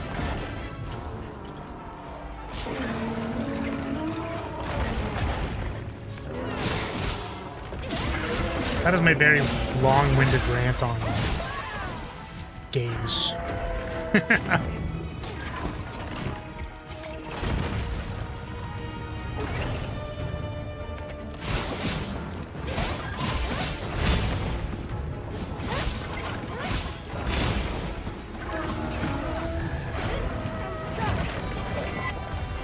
Oh, come on.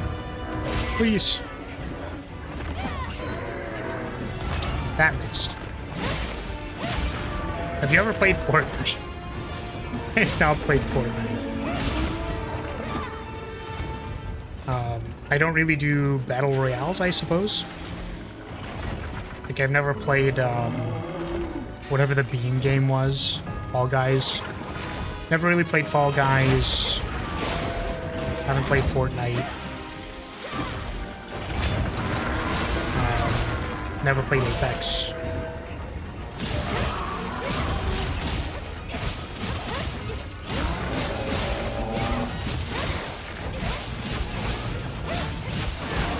Oh.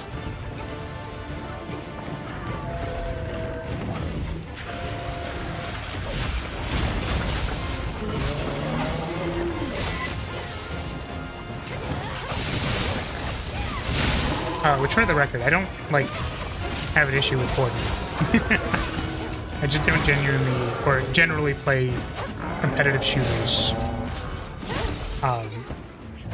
Because they weren't really what I played before, and, yeah, they weren't really what I played in the past. And also, I'm not very good at them, so...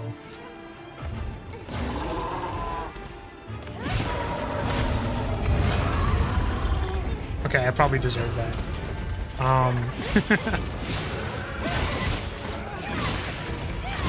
Playing Fortnite was the worst mistake I've ever done. Really? Like, as in it wasn't fun, or... Because my understanding is Fortnite is actually, like, a really good game. It's just not my game.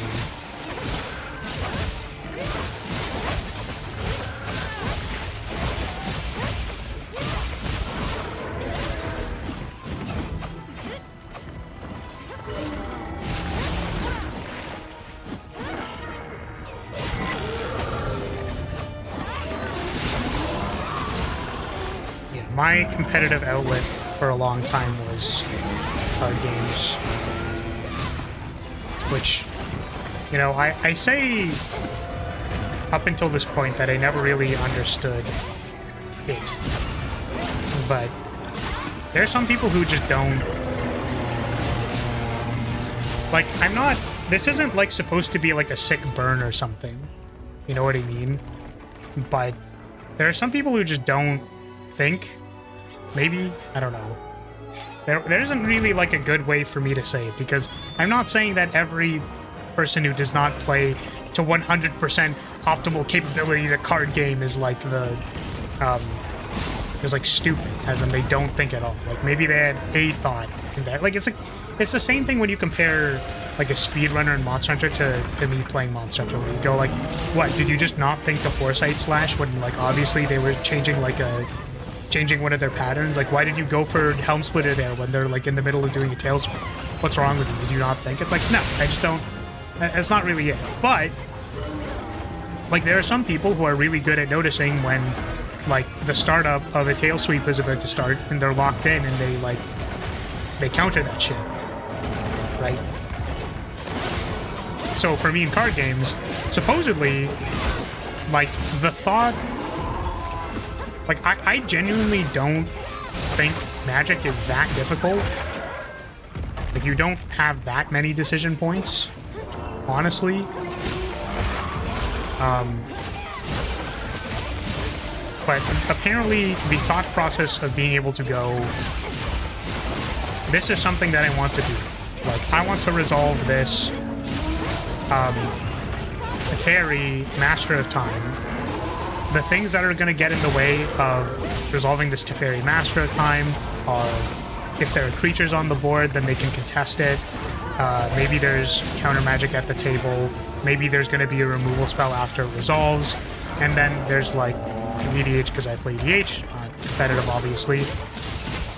Like, what is the threat assessment that my opponents will believe about the card that I am going to play? And does that matter? Because, for example, if everyone's doing something relatively strong at the table, and I can do something strong, but I'll run through the first theoretical first. If everyone else is doing something powerful, and I can do something powerful, is it more beneficial to me to sandbag and not do anything powerful and wait for a better time to do something, or to act, do the powerful thing that my deck is capable of doing? Because if you sandbag and then wait for a better opportunity, then do something really powerful, then people will be like, okay, well, now you're the problem, except now you're prepared to be the problem. So that was the other thing, is like, if you can do something powerful, then do you have the means to back it up, right? So, like, I played a line one time where I was like, okay, I have this... there's a mechanic called the Initiative, which has some complexities to it that I'm not really going to explain. But basically, once a turn, or whenever you trigger the conditions to have the initiative, you will do an effect. And then the fifth effect of which is to put a creature onto the board, which is usually quite powerful. And that creature also gets protection until your next one. So basically, a line that I cooked, like a game I remember playing, was something along the lines of, I was like, okay, I'm going to start the initiative, and then I'm going to wait a turn, and then I'm going to take the initiative 3 times very fast, like cheat this creature into play, and then destroy everybody's lands. And that is how I'm going to win the game. There are apparently some people who do not look at the cards in their hand, and I say apparently some people, like, I'm not trying to be condescending when I say this. I'm just saying that, like, when I play a card game, like, these are the things I'm thinking about, and it is actually a little weird to me that there are not, like, people do not look at their hand and go, like, oh, there is, like, a 3-turn sequence that I might just, like, win the game if I do this. Because I've been playing them for so long, I guess I just, like, assumed that everyone else was doing that. I'm not trying to be smug. I just know that there are people who don't do that. But yeah, the line was like, take the initiative 5 times in quick sequence and destroy everyone's lands. And they were like, on top of that, I also like put all of my creatures away such that I could destroy everyone's lands and their creatures, and then have all of my creatures and the initiative and a creature cheated into play. And I was like, wow, that's really strong that I can do that. That's really powerful. Whereas maybe somebody, even if they designed the deck to do that, would see all of those cards and not put all of those things together in a sequence that is powerful. But I don't really play card games competitively anymore. Yeah, I saw that. I saw the second part of the Helmbreaker hit after it died, but I'm assuming the peak hit. It's pretty dope.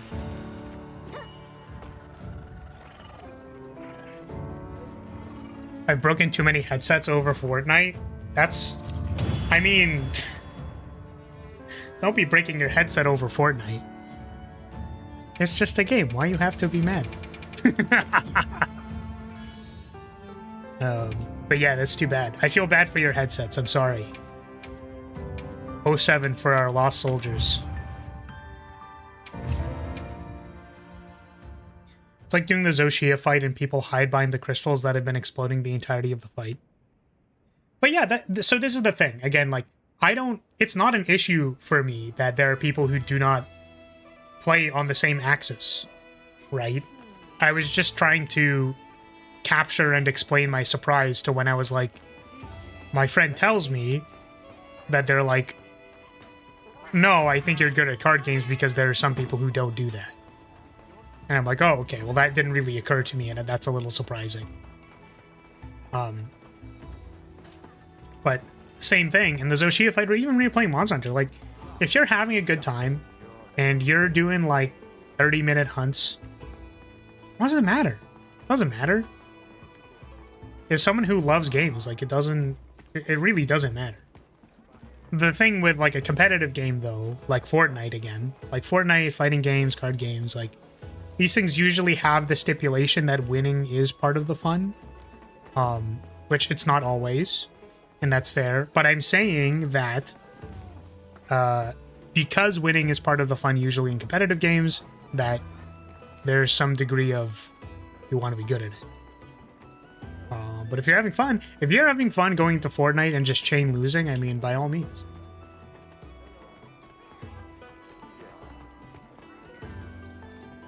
Look at card captor Flar with his, I think, 8 billion moves ahead, so conceited. Stroking his ego so hard all over my face. Yeah. But that's the thing, is that, like, I'm really bad, for example, at, like, playing chess. Which I'm not going to go down the rabbit hole of chess. Whatever. But I'm not good at planning multiple steps ahead in a game like chess, or even Fire Emblem for that matter. Unraveling the several different steps you need to take to do something. But in card games, because I think I've been playing them for long enough, it's I'm happy to help anytime. I am capable of doing that. So I suppose that is the skill barrier.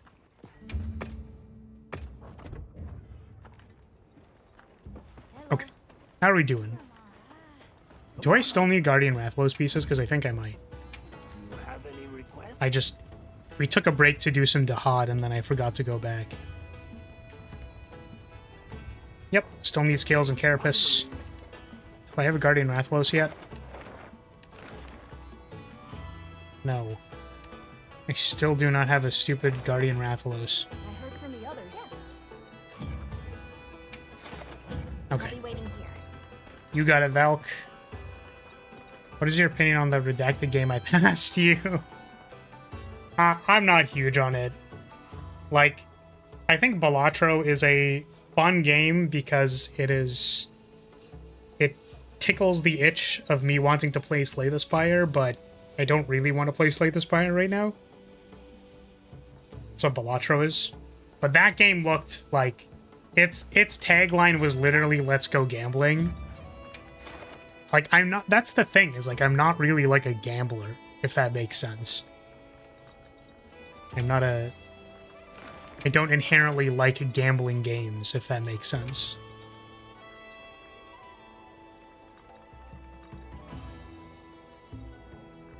So it's cool, it's neat that it exists. Again, I would never diss a game that looks like it has some heart and soul put into it, but it's not for me.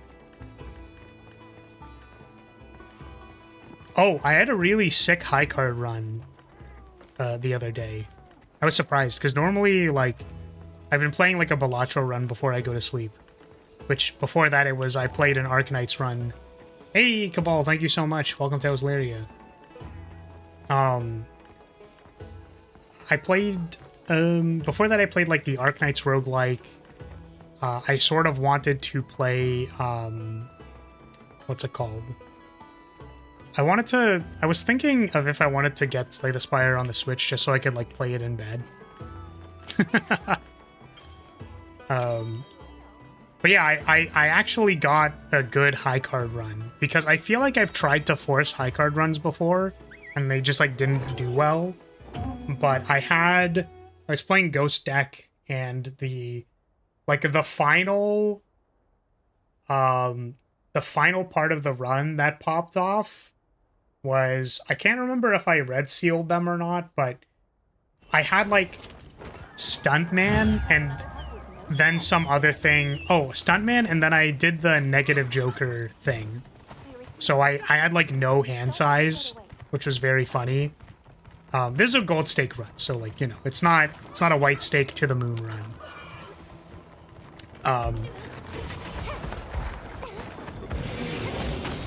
But it had, like,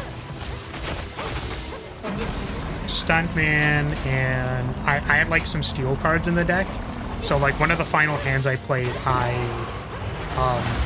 like, red seal cryptid the steel cards in my hand.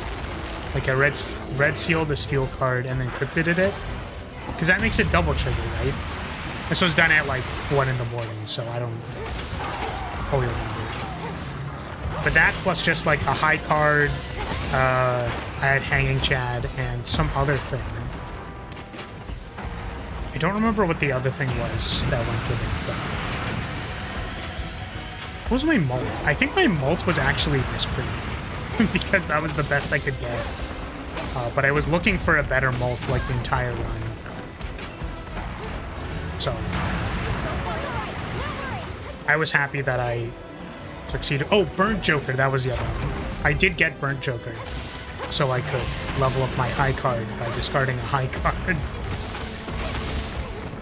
Oh, and Smiley Face, was that it? Did I have double negative Joker or something like that? I might have sold the Burnt Joker before the last one for a Smiley Face. I think that's what I did, actually. Or it actually... I was gonna say it popped off, but, you know, it won a gold stake win. It didn't go to the moon. That's for white stake players.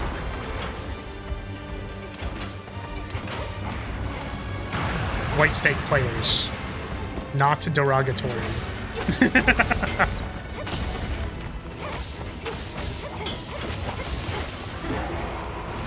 Next Balatro stream, you need to do the flower repainting. Wait, what's that? Like the I draw articles of clothing? Honestly, I feel like that kind of popped off. Like, I was like, this is such a good idea. But I think the bod's super bad. It does not have a whole lot of views on it yet. The clown face paint?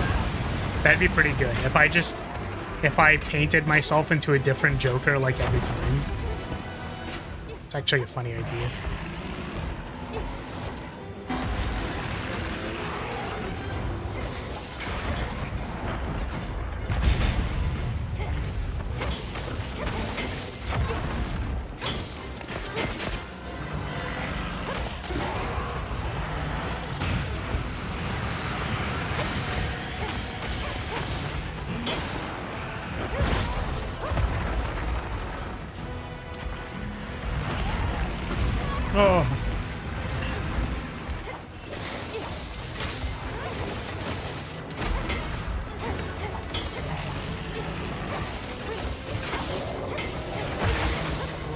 Freaking Gravios' thighs are so damn thick. Having difficulty getting my sword between there.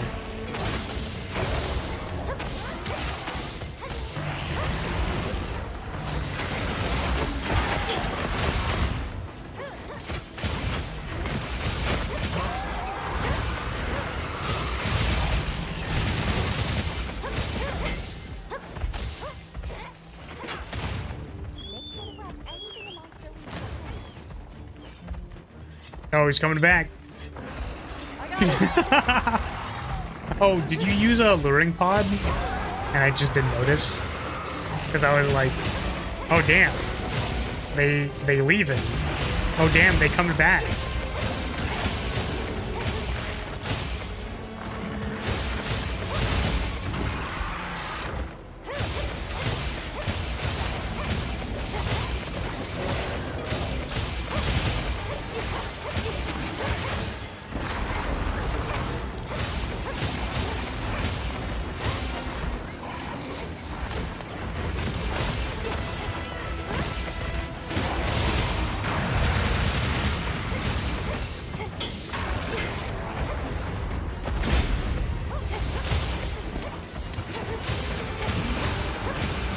I was just thinking, you know what's actually kind of cool is the custom card decks in Balatro. I think a Blar deck would be neat.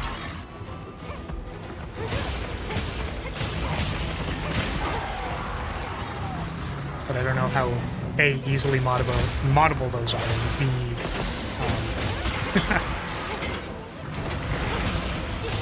I don't know if I could even make them that good, you know. It is kind of easy? Oh, okay. I mean, if you're just, like, replacing a texture atlas or something, then...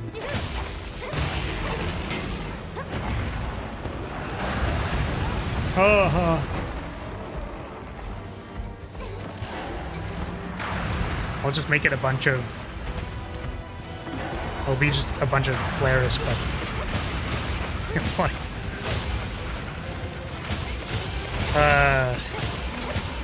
I think that one of the funniest things is Proctoludes.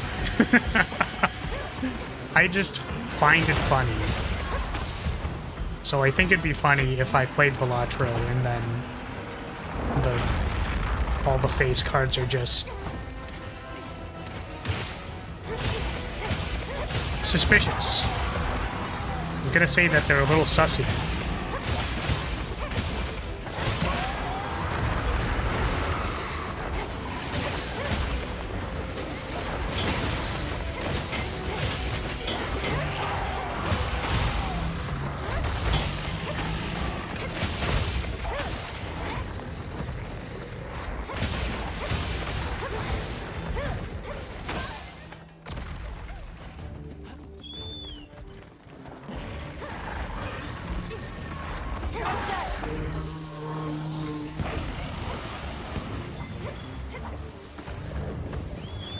Apparently I need to eat. Damn, 50 minutes goes by fast, huh?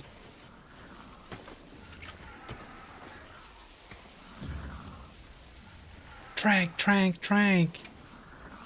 I'm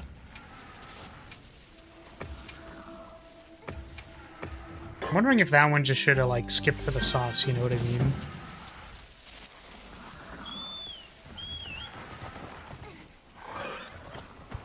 Get captured.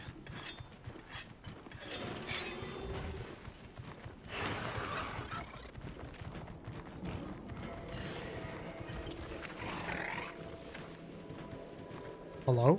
Where is this? Where's this thing? The verticality in this map is very cool, but also that's 150 units away. It's like, is it? Is it really? Right in its face?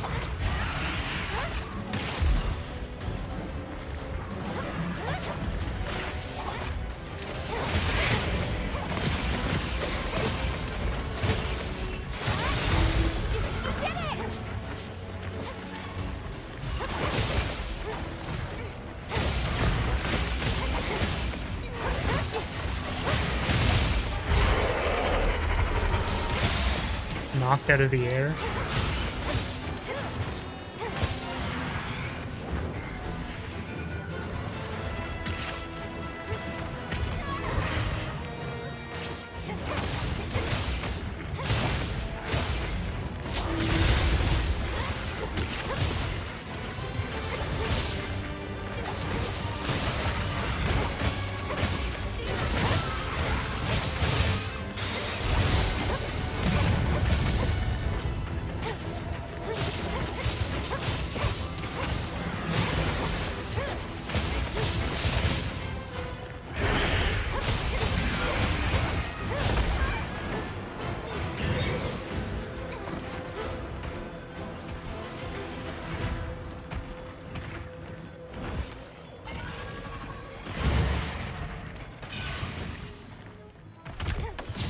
Oh.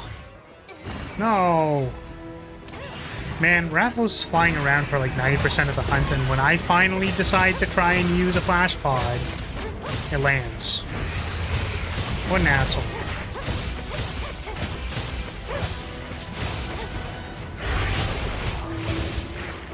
Can't play any PvP game, I always rage over them. Once I broke 6 headsets in a month playing Fortnite, I uninstalled twice out of rage. I mean, like,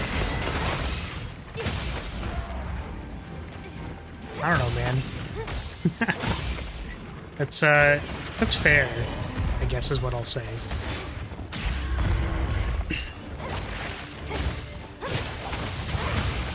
It's kind of like, you know, I think a very real question to ask yourself is like, well, why you gotta be mad?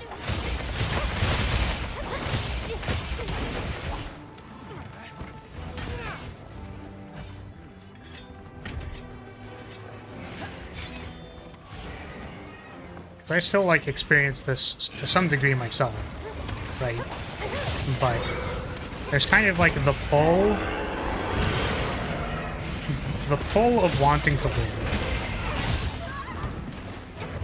win is how I would describe it. It's like I really wanted that mega potion to work because I wanted to be at full HP right now, but I got interrupted by the Rathalos roar.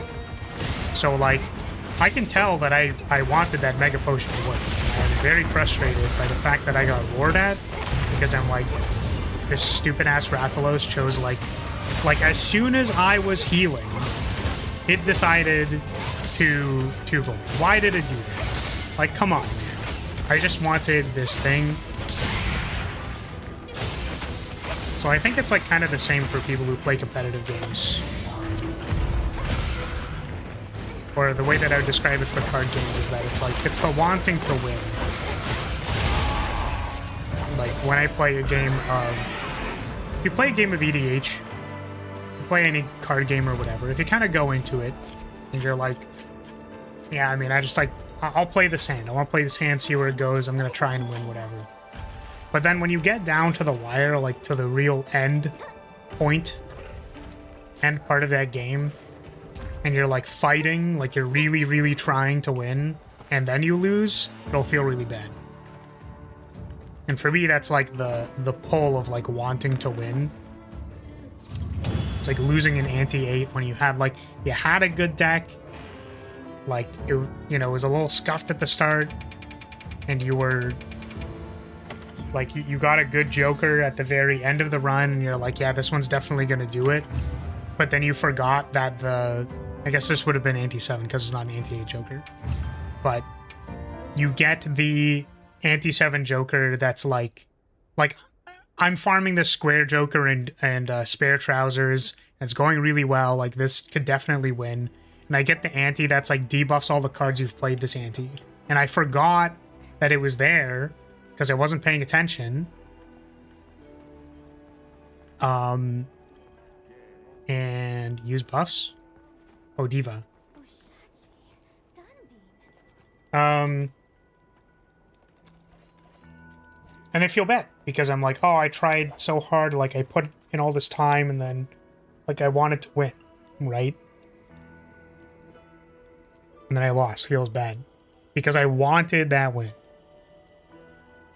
So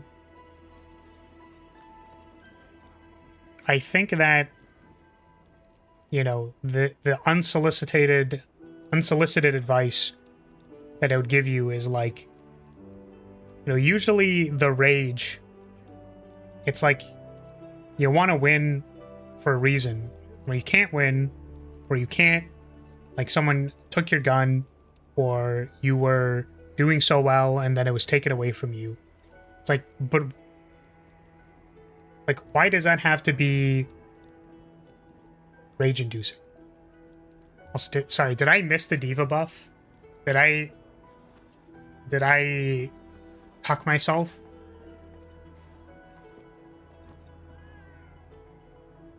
Wait, how do you clap on the thing? I actually can't tell. Did it already go or not go? I'm sitting here. Wait, I want to do that. Oh, wave. No, that's the mug. Toast drink. I know how I did that. Back took longer than I expected. No worries. I was getting a haircut and a shower, and YouTube decided I need to be here. So I guess destiny decrease. I hunt. Focus on diva made me clap. Oh, interesting. So when you focus, it makes you clap. Switch camera state. Trying to see if I can see myself in the corner.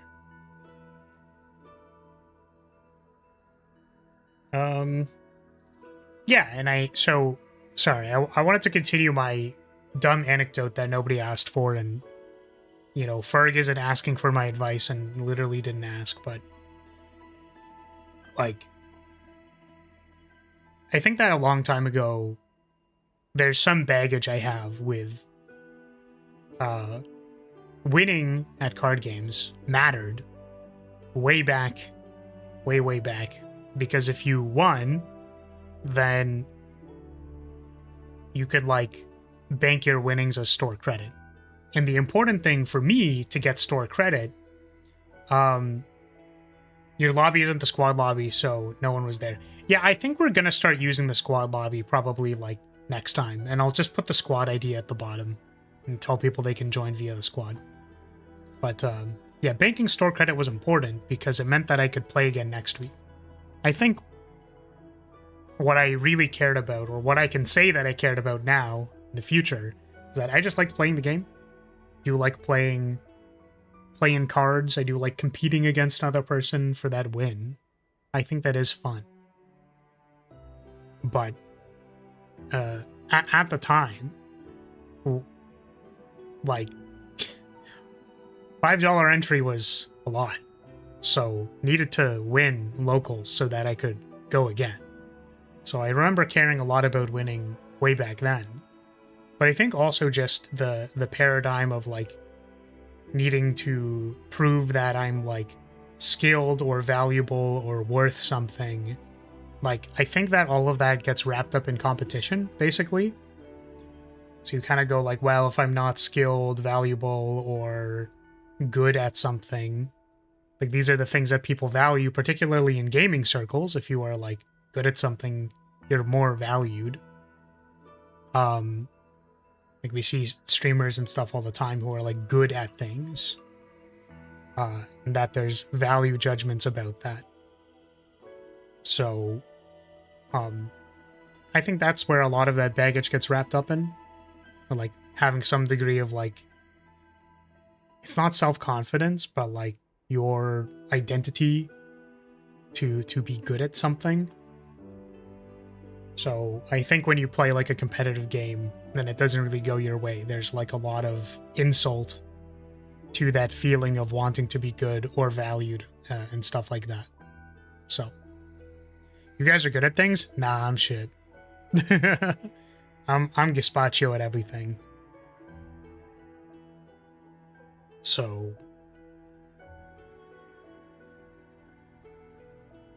yeah, I don't know. I think another part for me is, like, wanting to know things or not be stupid. Like, I think it's why I tend to not comment on things that I don't understand, or not, like, ask about them, is that if I... Like, what was the thing that I said before? Like, Odyssey, Assassin's Creed Odyssey, right? Like, I wasn't sure if it was Greece or not. And I wasn't really sure how to say out loud that it's like, I'm not sure if it's Greece, but I thought it was Greece, right? But there was a part of me that didn't want to say that it was the Greece Assassin's Creed. Or the Greek one. And then the thought that, like, I would have gotten that wrong, like, made me somewhat uncomfortable. So I think that's also kind of wrapped up in the whole idea of competition being competent or knowing things, not being stupid, being valued for your skill or intelligence. But I think that the important thing that is maybe like a lens change that you could understand, if you understand it, is that it's like, well, is the game fun? Right? Like, how do you have fun in the game, basically? And I think that if your only answer for how to have fun at a game is to win, then you're signing yourself up for something that's rather difficult, is I guess what I would say. Particularly in a game like Fortnite, right? It's like, well, I need to pub stomp the noobs or be better than another person. Like, you're really signing yourself up for a difficult ego to uphold. Which is why maybe I think I've been enjoying games more recently. I don't know. Something like Monster Hunter, or even just jamming my face at Balatro, you know. It's just fun to, like, play the game. If it's not fun to play the game, then maybe you don't have to play it. Which, like, to be completely fair with you, by the way, like, I really haven't been playing competitive, like, card games at all. Because, like, the last time I played competitive card games, like, on stream, even, I was in, like, a Yu-Gi-Oh! Tournament. I was very tilted. Like, I got very frustrated, so, you know. Freed, liberated from the gamer rat race. Shut up, I'm trying to listen to the performance. I can't find the popcorn emoji.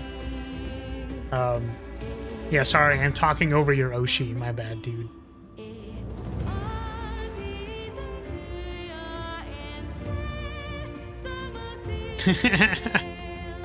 Sorry, I just read this. I can't really say I'm good at Master Duel because my friend Eldritch skill drained me into Misanthropy. That's pretty hilarious. See, that deck is just Labyrinth, I think now, right? I don't know if Labyrinth is even playable, but like, I want Labyrinth to skill drain me, is basically that's what I'm trying to get at. Alternatively, Master Duel is the card game equivalent of League of Legends, and that's your withered, gooned out soul returning to its original shape. Withered, gooned out soul returning to its original shape.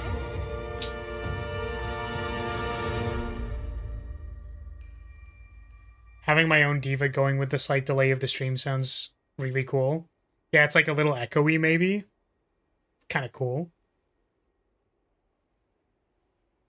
Ooh, yippee! Diva Mayoshi. Alright. Cool. So, yeah, I don't know. You probably didn't care to hear any of that, and that's cool, that's fine. Oh, favorado.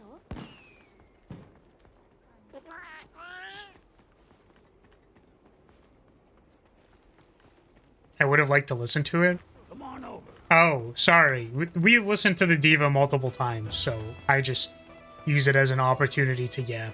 I was given a message. I'm sure you can find the cutscene literally anywhere on YouTube.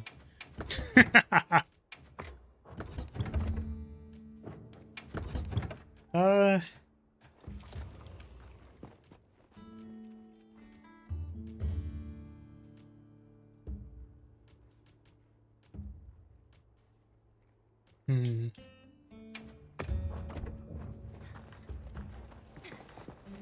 You can purchase her album later for 90k, Zanny. With the donation of 1 red super chat. You can join the for $20 a month. You can join the Divas membership. You can tier 3 sub to the Diva.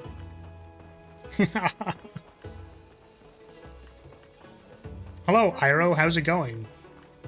How you doing? Are you hunting monsters?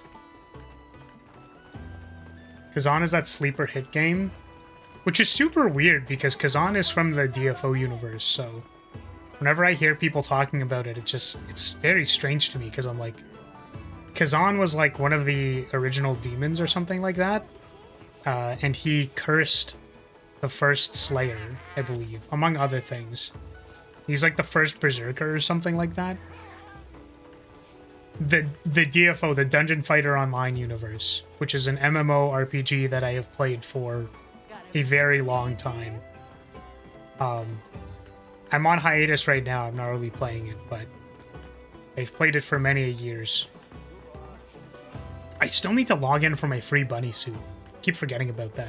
Should probably do that before I forget. Oh, hey, you're also... That's so cute. You also decided to equip a banner? Very good. Very good. On theme. I'm wondering if we want to, like, do a couple Zoshiyas. But... it's either that or we can continue the fashion grind. We're on... I think I'm on... Guardian Rathalos. Watch this. Good. All right. I mean, that's fair. That's reasonable. Good. Very good. You have to rep the Chemitress banner. Obligatory requirement. It is a shame because they don't actually end up on the thing.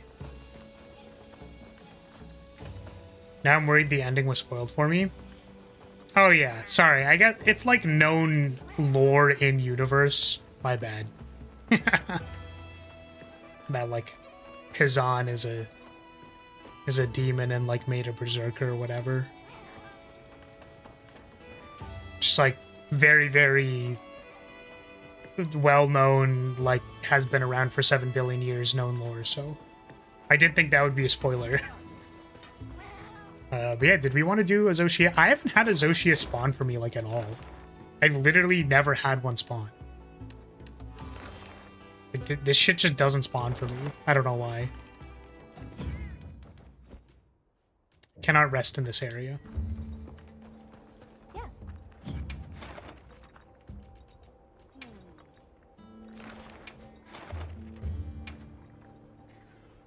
Got room for one more? Let's see. We might. First, right? Looks like we're 3 out of 4 right now. I know that I think Sable was also in here, but first come, first serve, I suppose.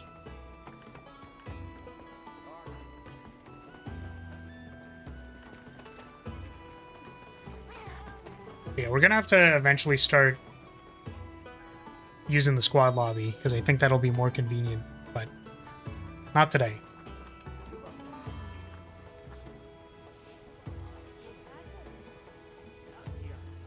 Did not know that squad lobbies were a thing. Yeah, Ira, if you want to jump in. Sable said they're fine to run some optionals. So, come on in.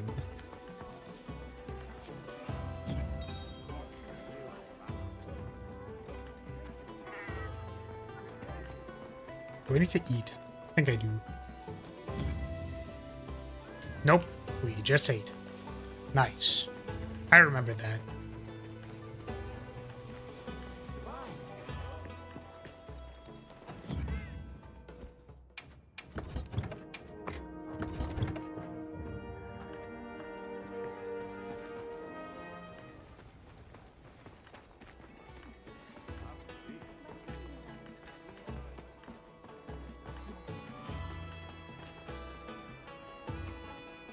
Got through the first boss. You're the bad guy in the story. I guess I could have surmised that considering the situation you're in, but I guess we lose at the end. Oh, I don't know. Maybe they like change the story for the game. But yeah, sorry. Is the moving around making it difficult to input the screen code? Waiting on you if you want to hop in. Wish the insect glaive was the bird glaive. Hate bugs. Right, I think you told me that. I wish I liked the insect glaive more so that I could use the dragoon glaive from what's it called? In World, there's a dragoon glaive.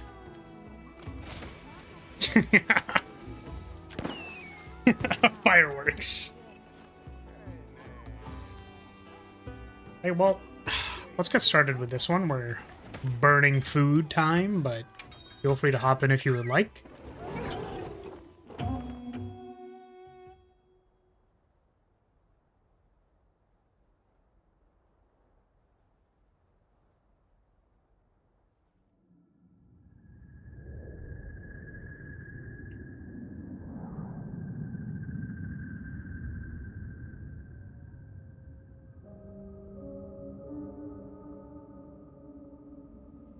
Not the Goon Cave.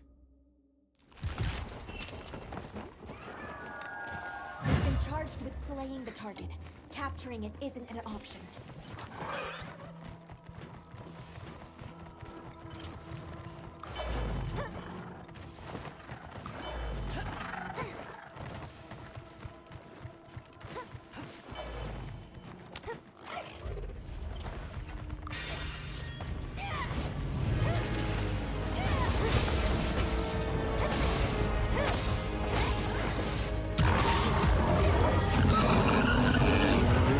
I wonder how hard it is to KO this thing with Punishing Draw.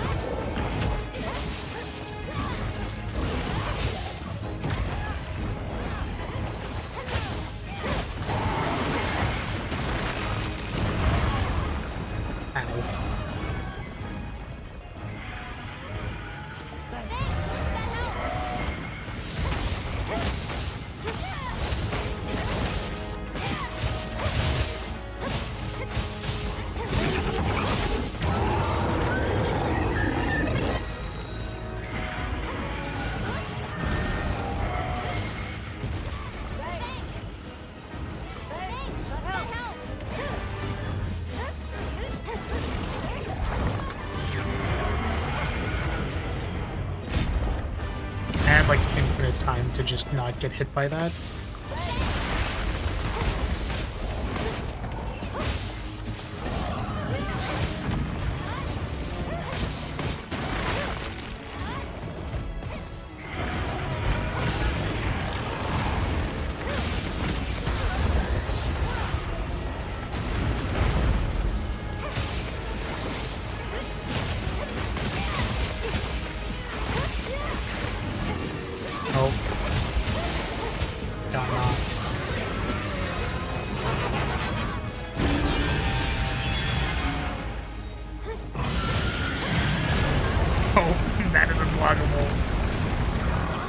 Oopsie.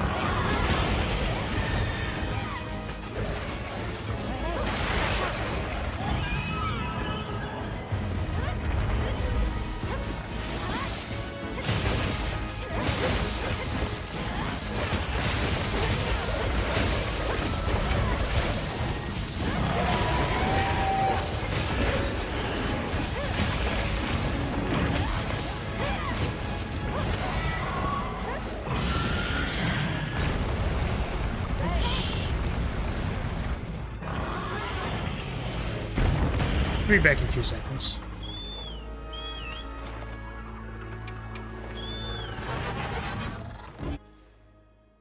So I keep forgetting to put on my shockproof jewel.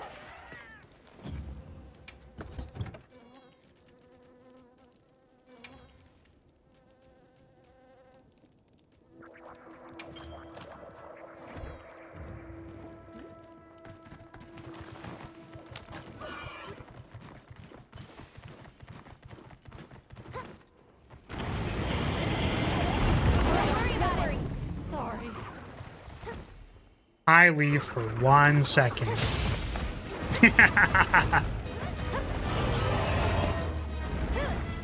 Healer left for 0.25 seconds. Dies.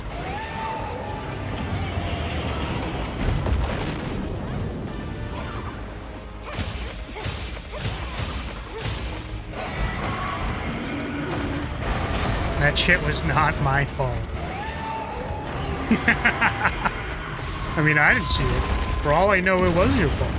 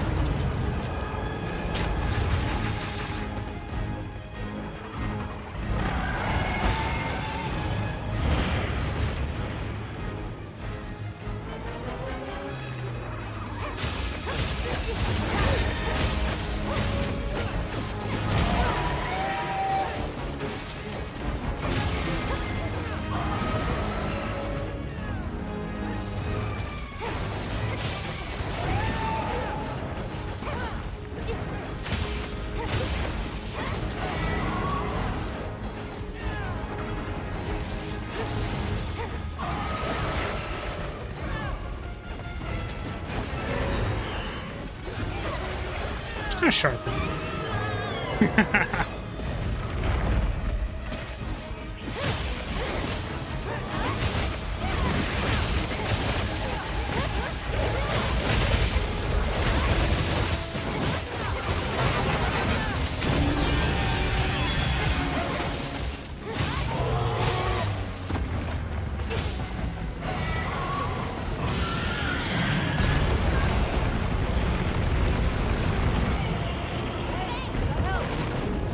Not having guard up on.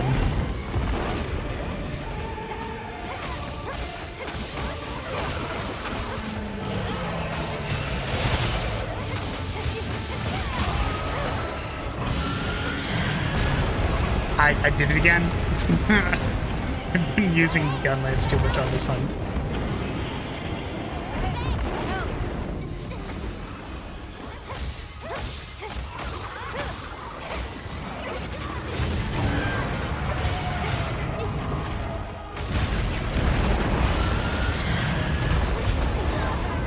What the? What? How'd that even kill me? I was at like full HP. What the fuck?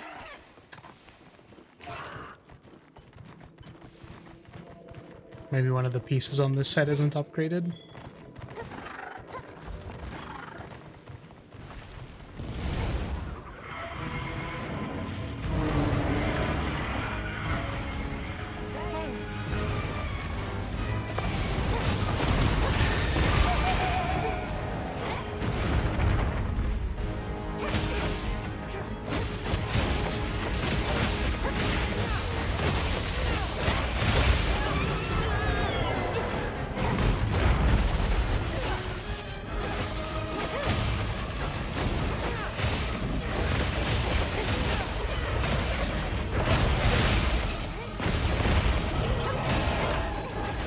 And 500 defense and 49 fire resist can't even tank that. I mean, I don't know what move it was that it killed me. Like, I thought the normal, like, that fire breath attack isn't even, like, that scary. It's like, it's not supposed to one-tap you. Maybe I've just been getting lucky on, like, Divine Blessing and stuff. What's up, Peachy? How you doing? Where'd that Iroh guy go? Did he just, like, peace? Max, you want to join the quest?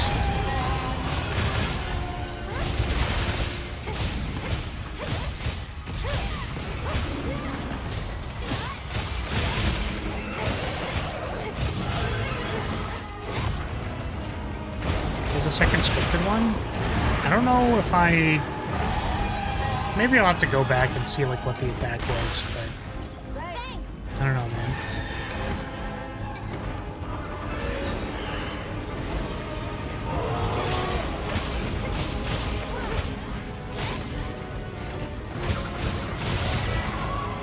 CIC.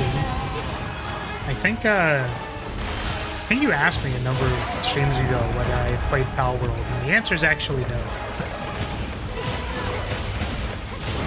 Funny, when someone says it's Pokemon but with guns, and I go like, but I don't like playing Pokemon. And I don't necessarily play shooter games. Kind of funny to me. I've heard the game is good, man. No, but it's like a base building. It's like, okay, but I don't play base building games. Why would I want to play a... Like, why would I want to build a base so that the base can play the game for me? I want to play the game. You know what I mean? But it's a survival game? Yeah, I suppose so.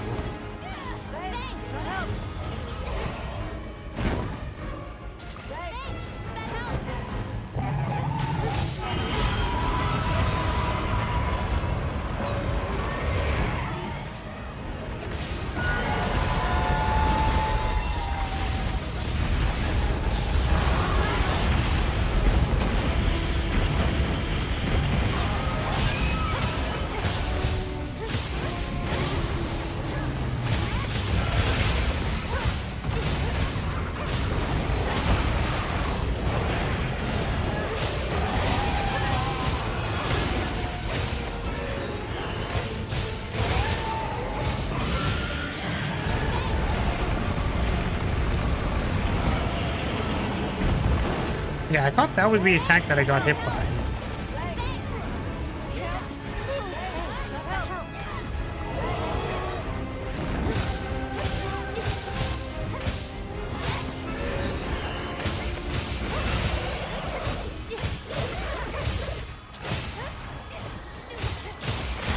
Honestly, more of a survival game than anything else. There's a hunger, temperature, stamina, and health system. If you're feeling funny, you can even enable that you'll lose everything on death.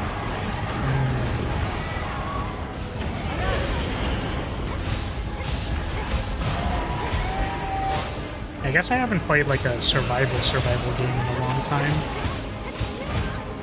I like survival horror games. as in like limited resources horror games. Dead Space, Resident Evil 4 was good. I kind of wanted to do 3, but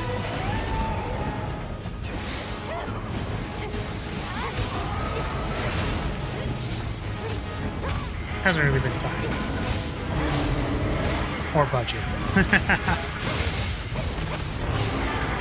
Like, listen guys, I don't know if this makes sense to you, but I'm gonna need to be playing Wilds for a long time. I don't know if I have a choice in the matter. Ooh.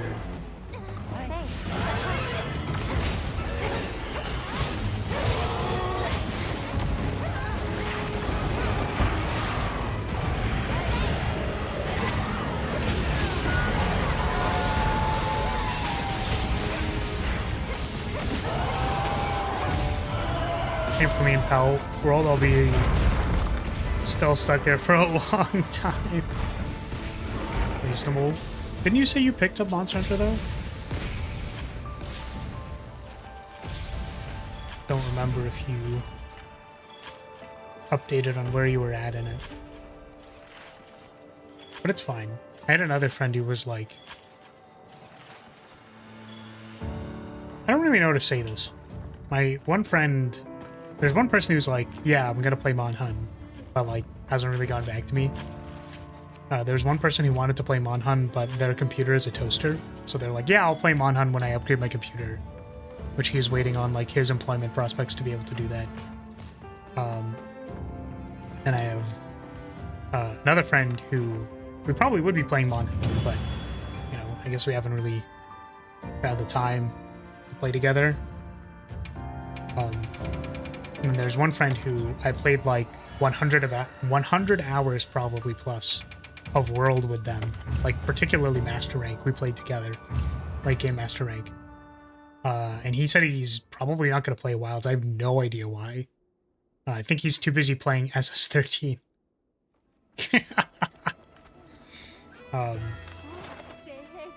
So... do I get to eat that meal for free? The Azus meal. It'll be this one.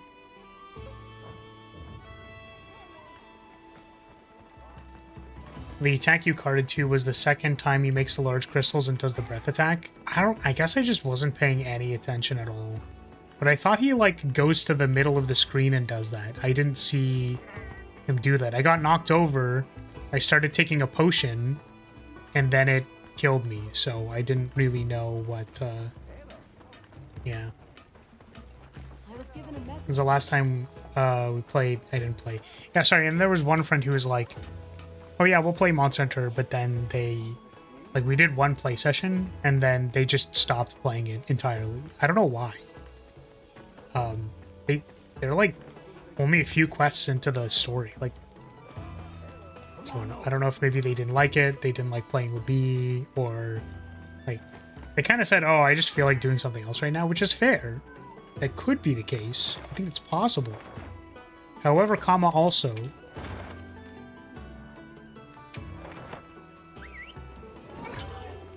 Why does no one want to play? Like I'm down to go play low rank with them with bad gear, but they're just... Everyone's abandoned me.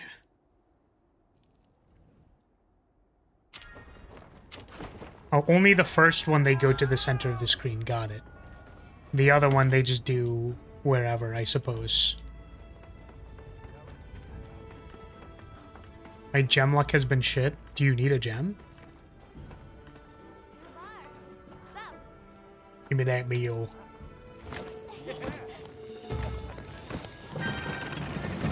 There are games which are like you can play it, but you don't need to. Be sure to come again. I don't know. I feel like Monster Hunter is a you need to play game. You just gotta. It's so good, you just gotta. I'm gonna take a couple of rests.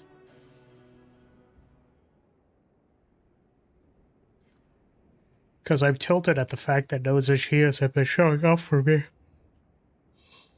You still understand.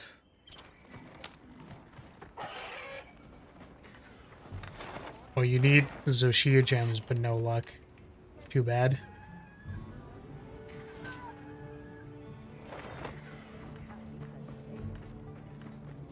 This time for sure. This is not my tent. I was given a message for you. Rest with inclement weather selected. Is that when it spawns?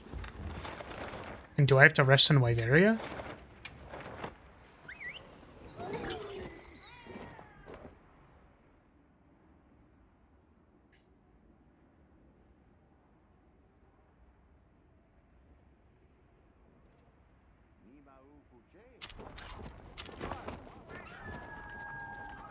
I was given a message for you. The only time it spawns? Oh, is it? So here's the thing. Is it inclement weather here? Like, in Wyveria, or...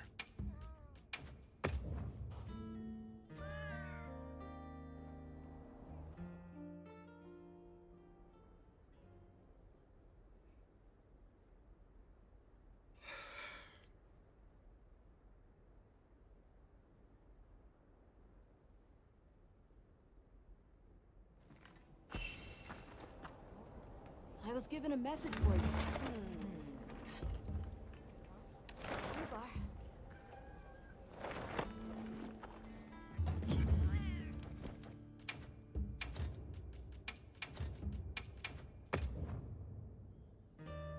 We go again.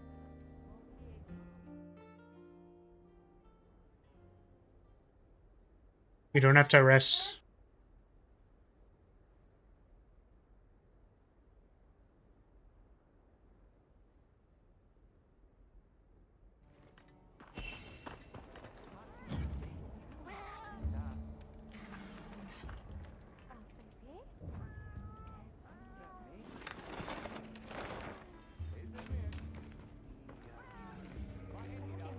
Do you need these, like, Wilk crystals for anything, by the way? You have a Zoshia up. I was given a message. That's good. But also, I want to get one. I wish I at least had, like, one.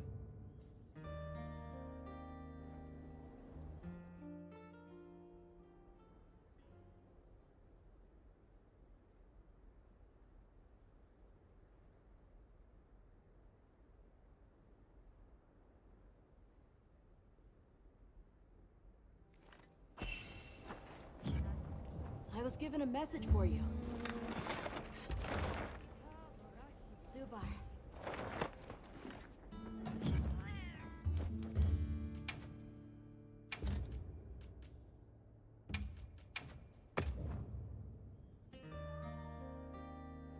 Try begging profusely out loud. I think I'm not going to do that.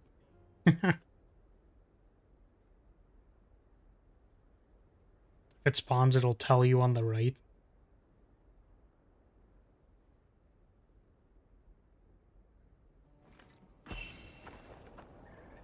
I was given a message for you. So it would be with those? Would it be the first one, or... I think this thing just really doesn't like me.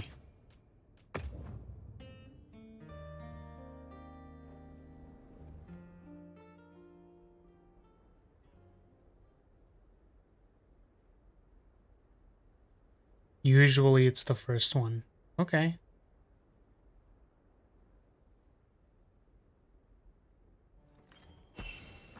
Wow.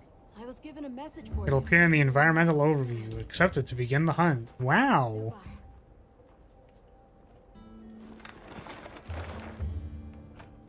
Incredible.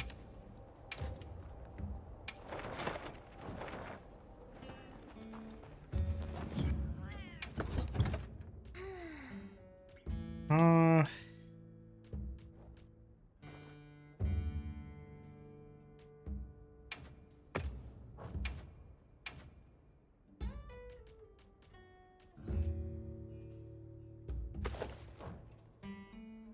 I want to try bringing dual blades to this. I don't know if it's good, but let's give it a shot.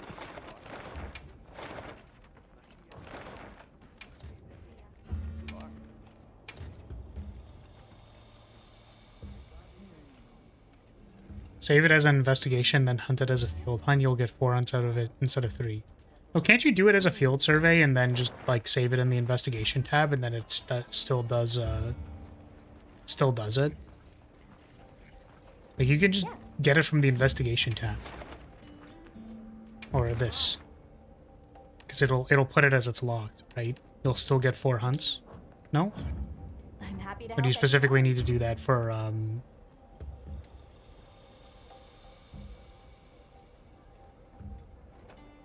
I heard from the others.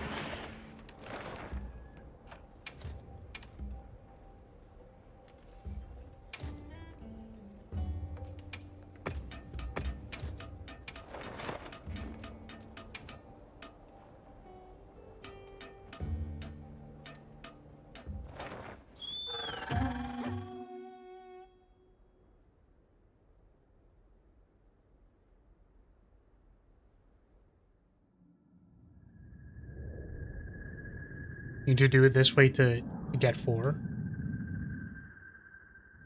It's just strange because that's like not how it works for all the other ones. Capturing it isn't an So I'm option. curious why. Just give me the word if you decide you want your Calico's help.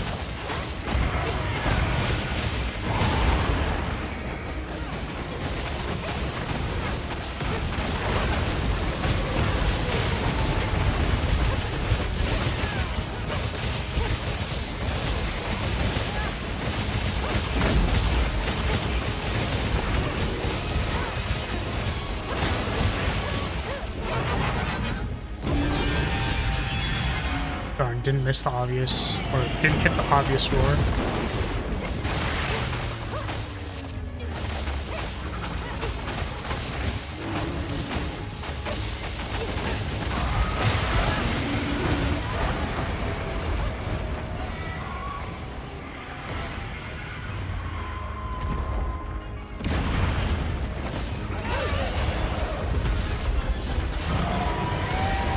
Oh my goodness.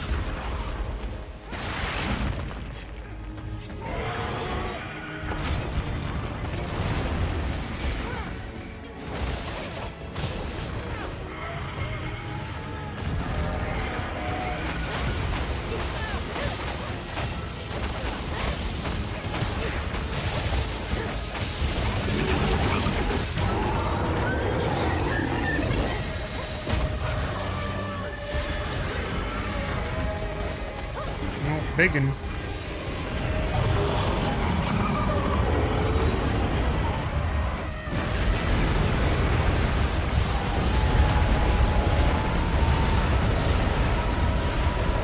Oh my goodness, I had my dual blades out.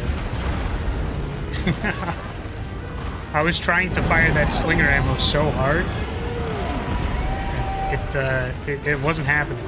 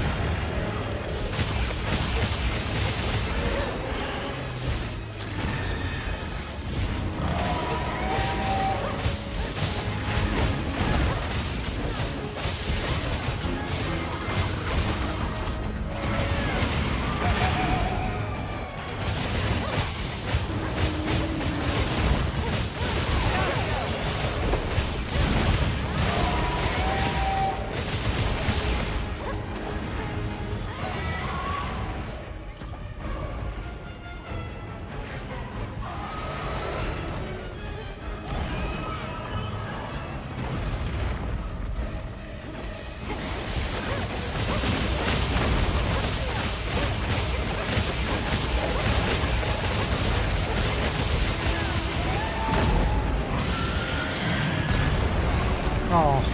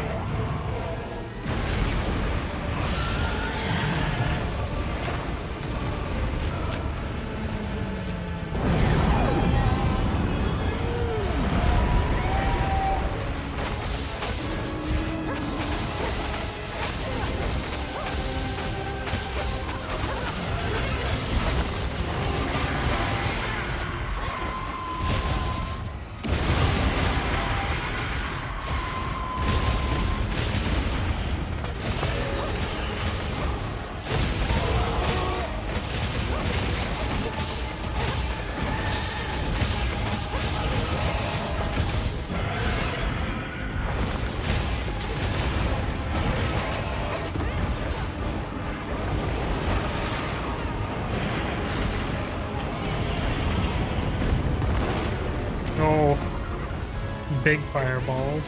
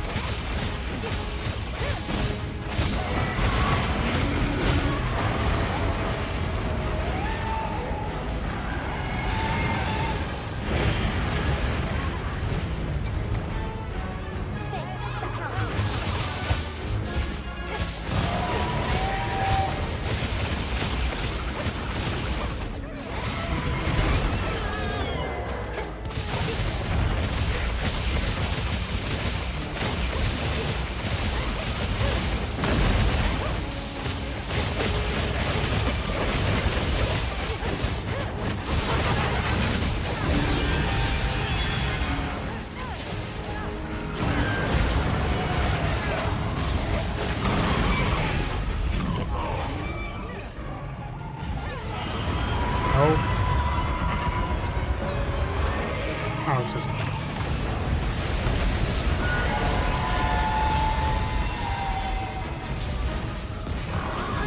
do really wonder if I should be wearing, like, a rank of Razor Sharp or Master's Touch or something. It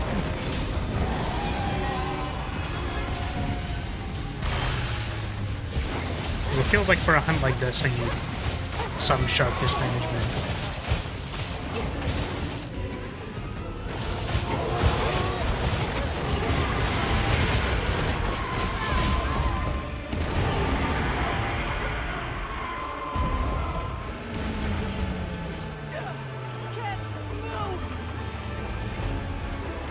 Be fine.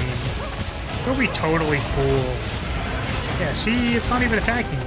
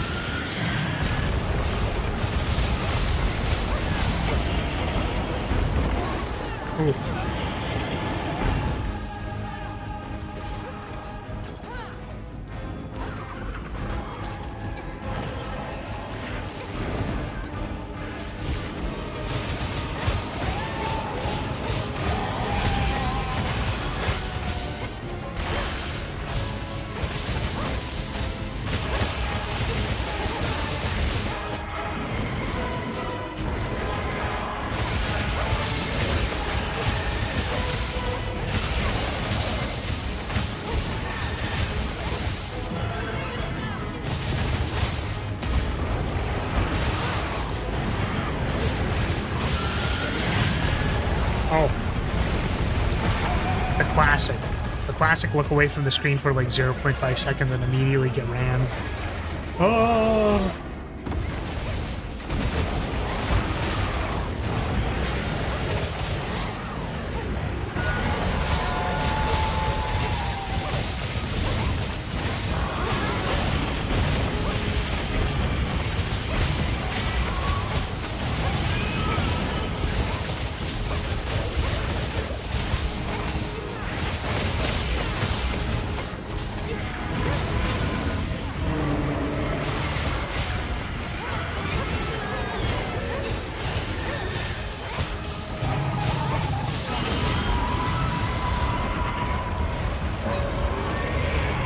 I never get rammed when I look away. Yeah, sorry, it's like a specific set of circumstances. I was actually thinking of saying something along the lines of, man, it's that easy? All I have to do is join the quest and not look at the screen, and then the Zoshia promises to fire breathe all over me? Let's go.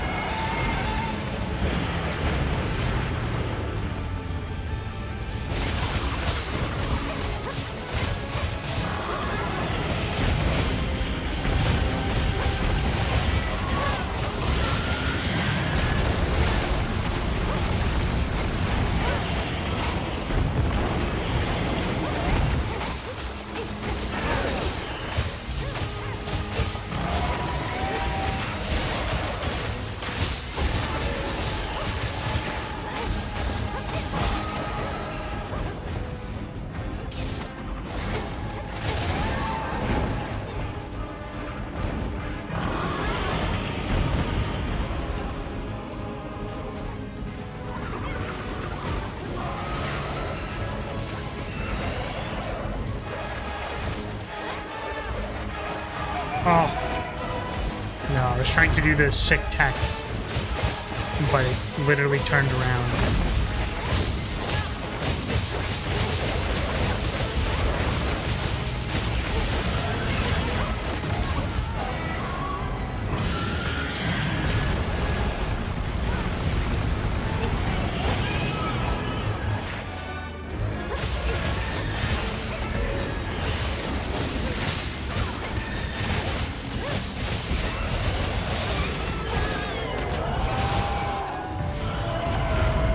Nice.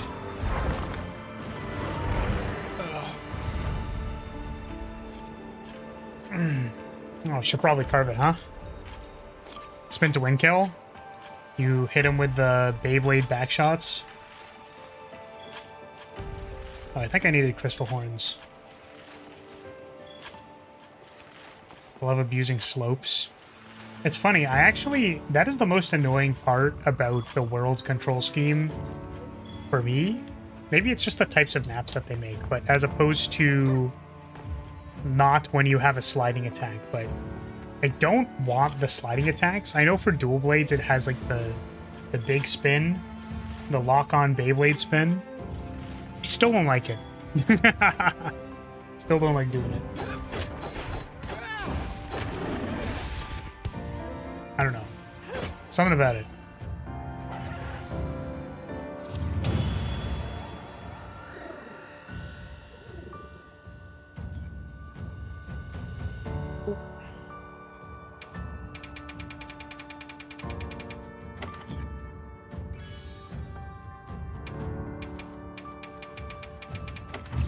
Speaking of Mastery Duel.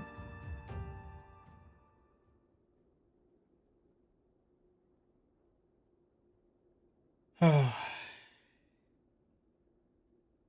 I'm just curious if the Zoshia shows up in the investigation history.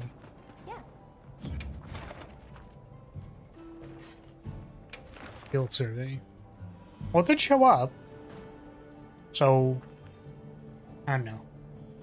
Guess I'll have to check it again sometime, but I'm certain if it just shows up here, unless it goes to left when it has the...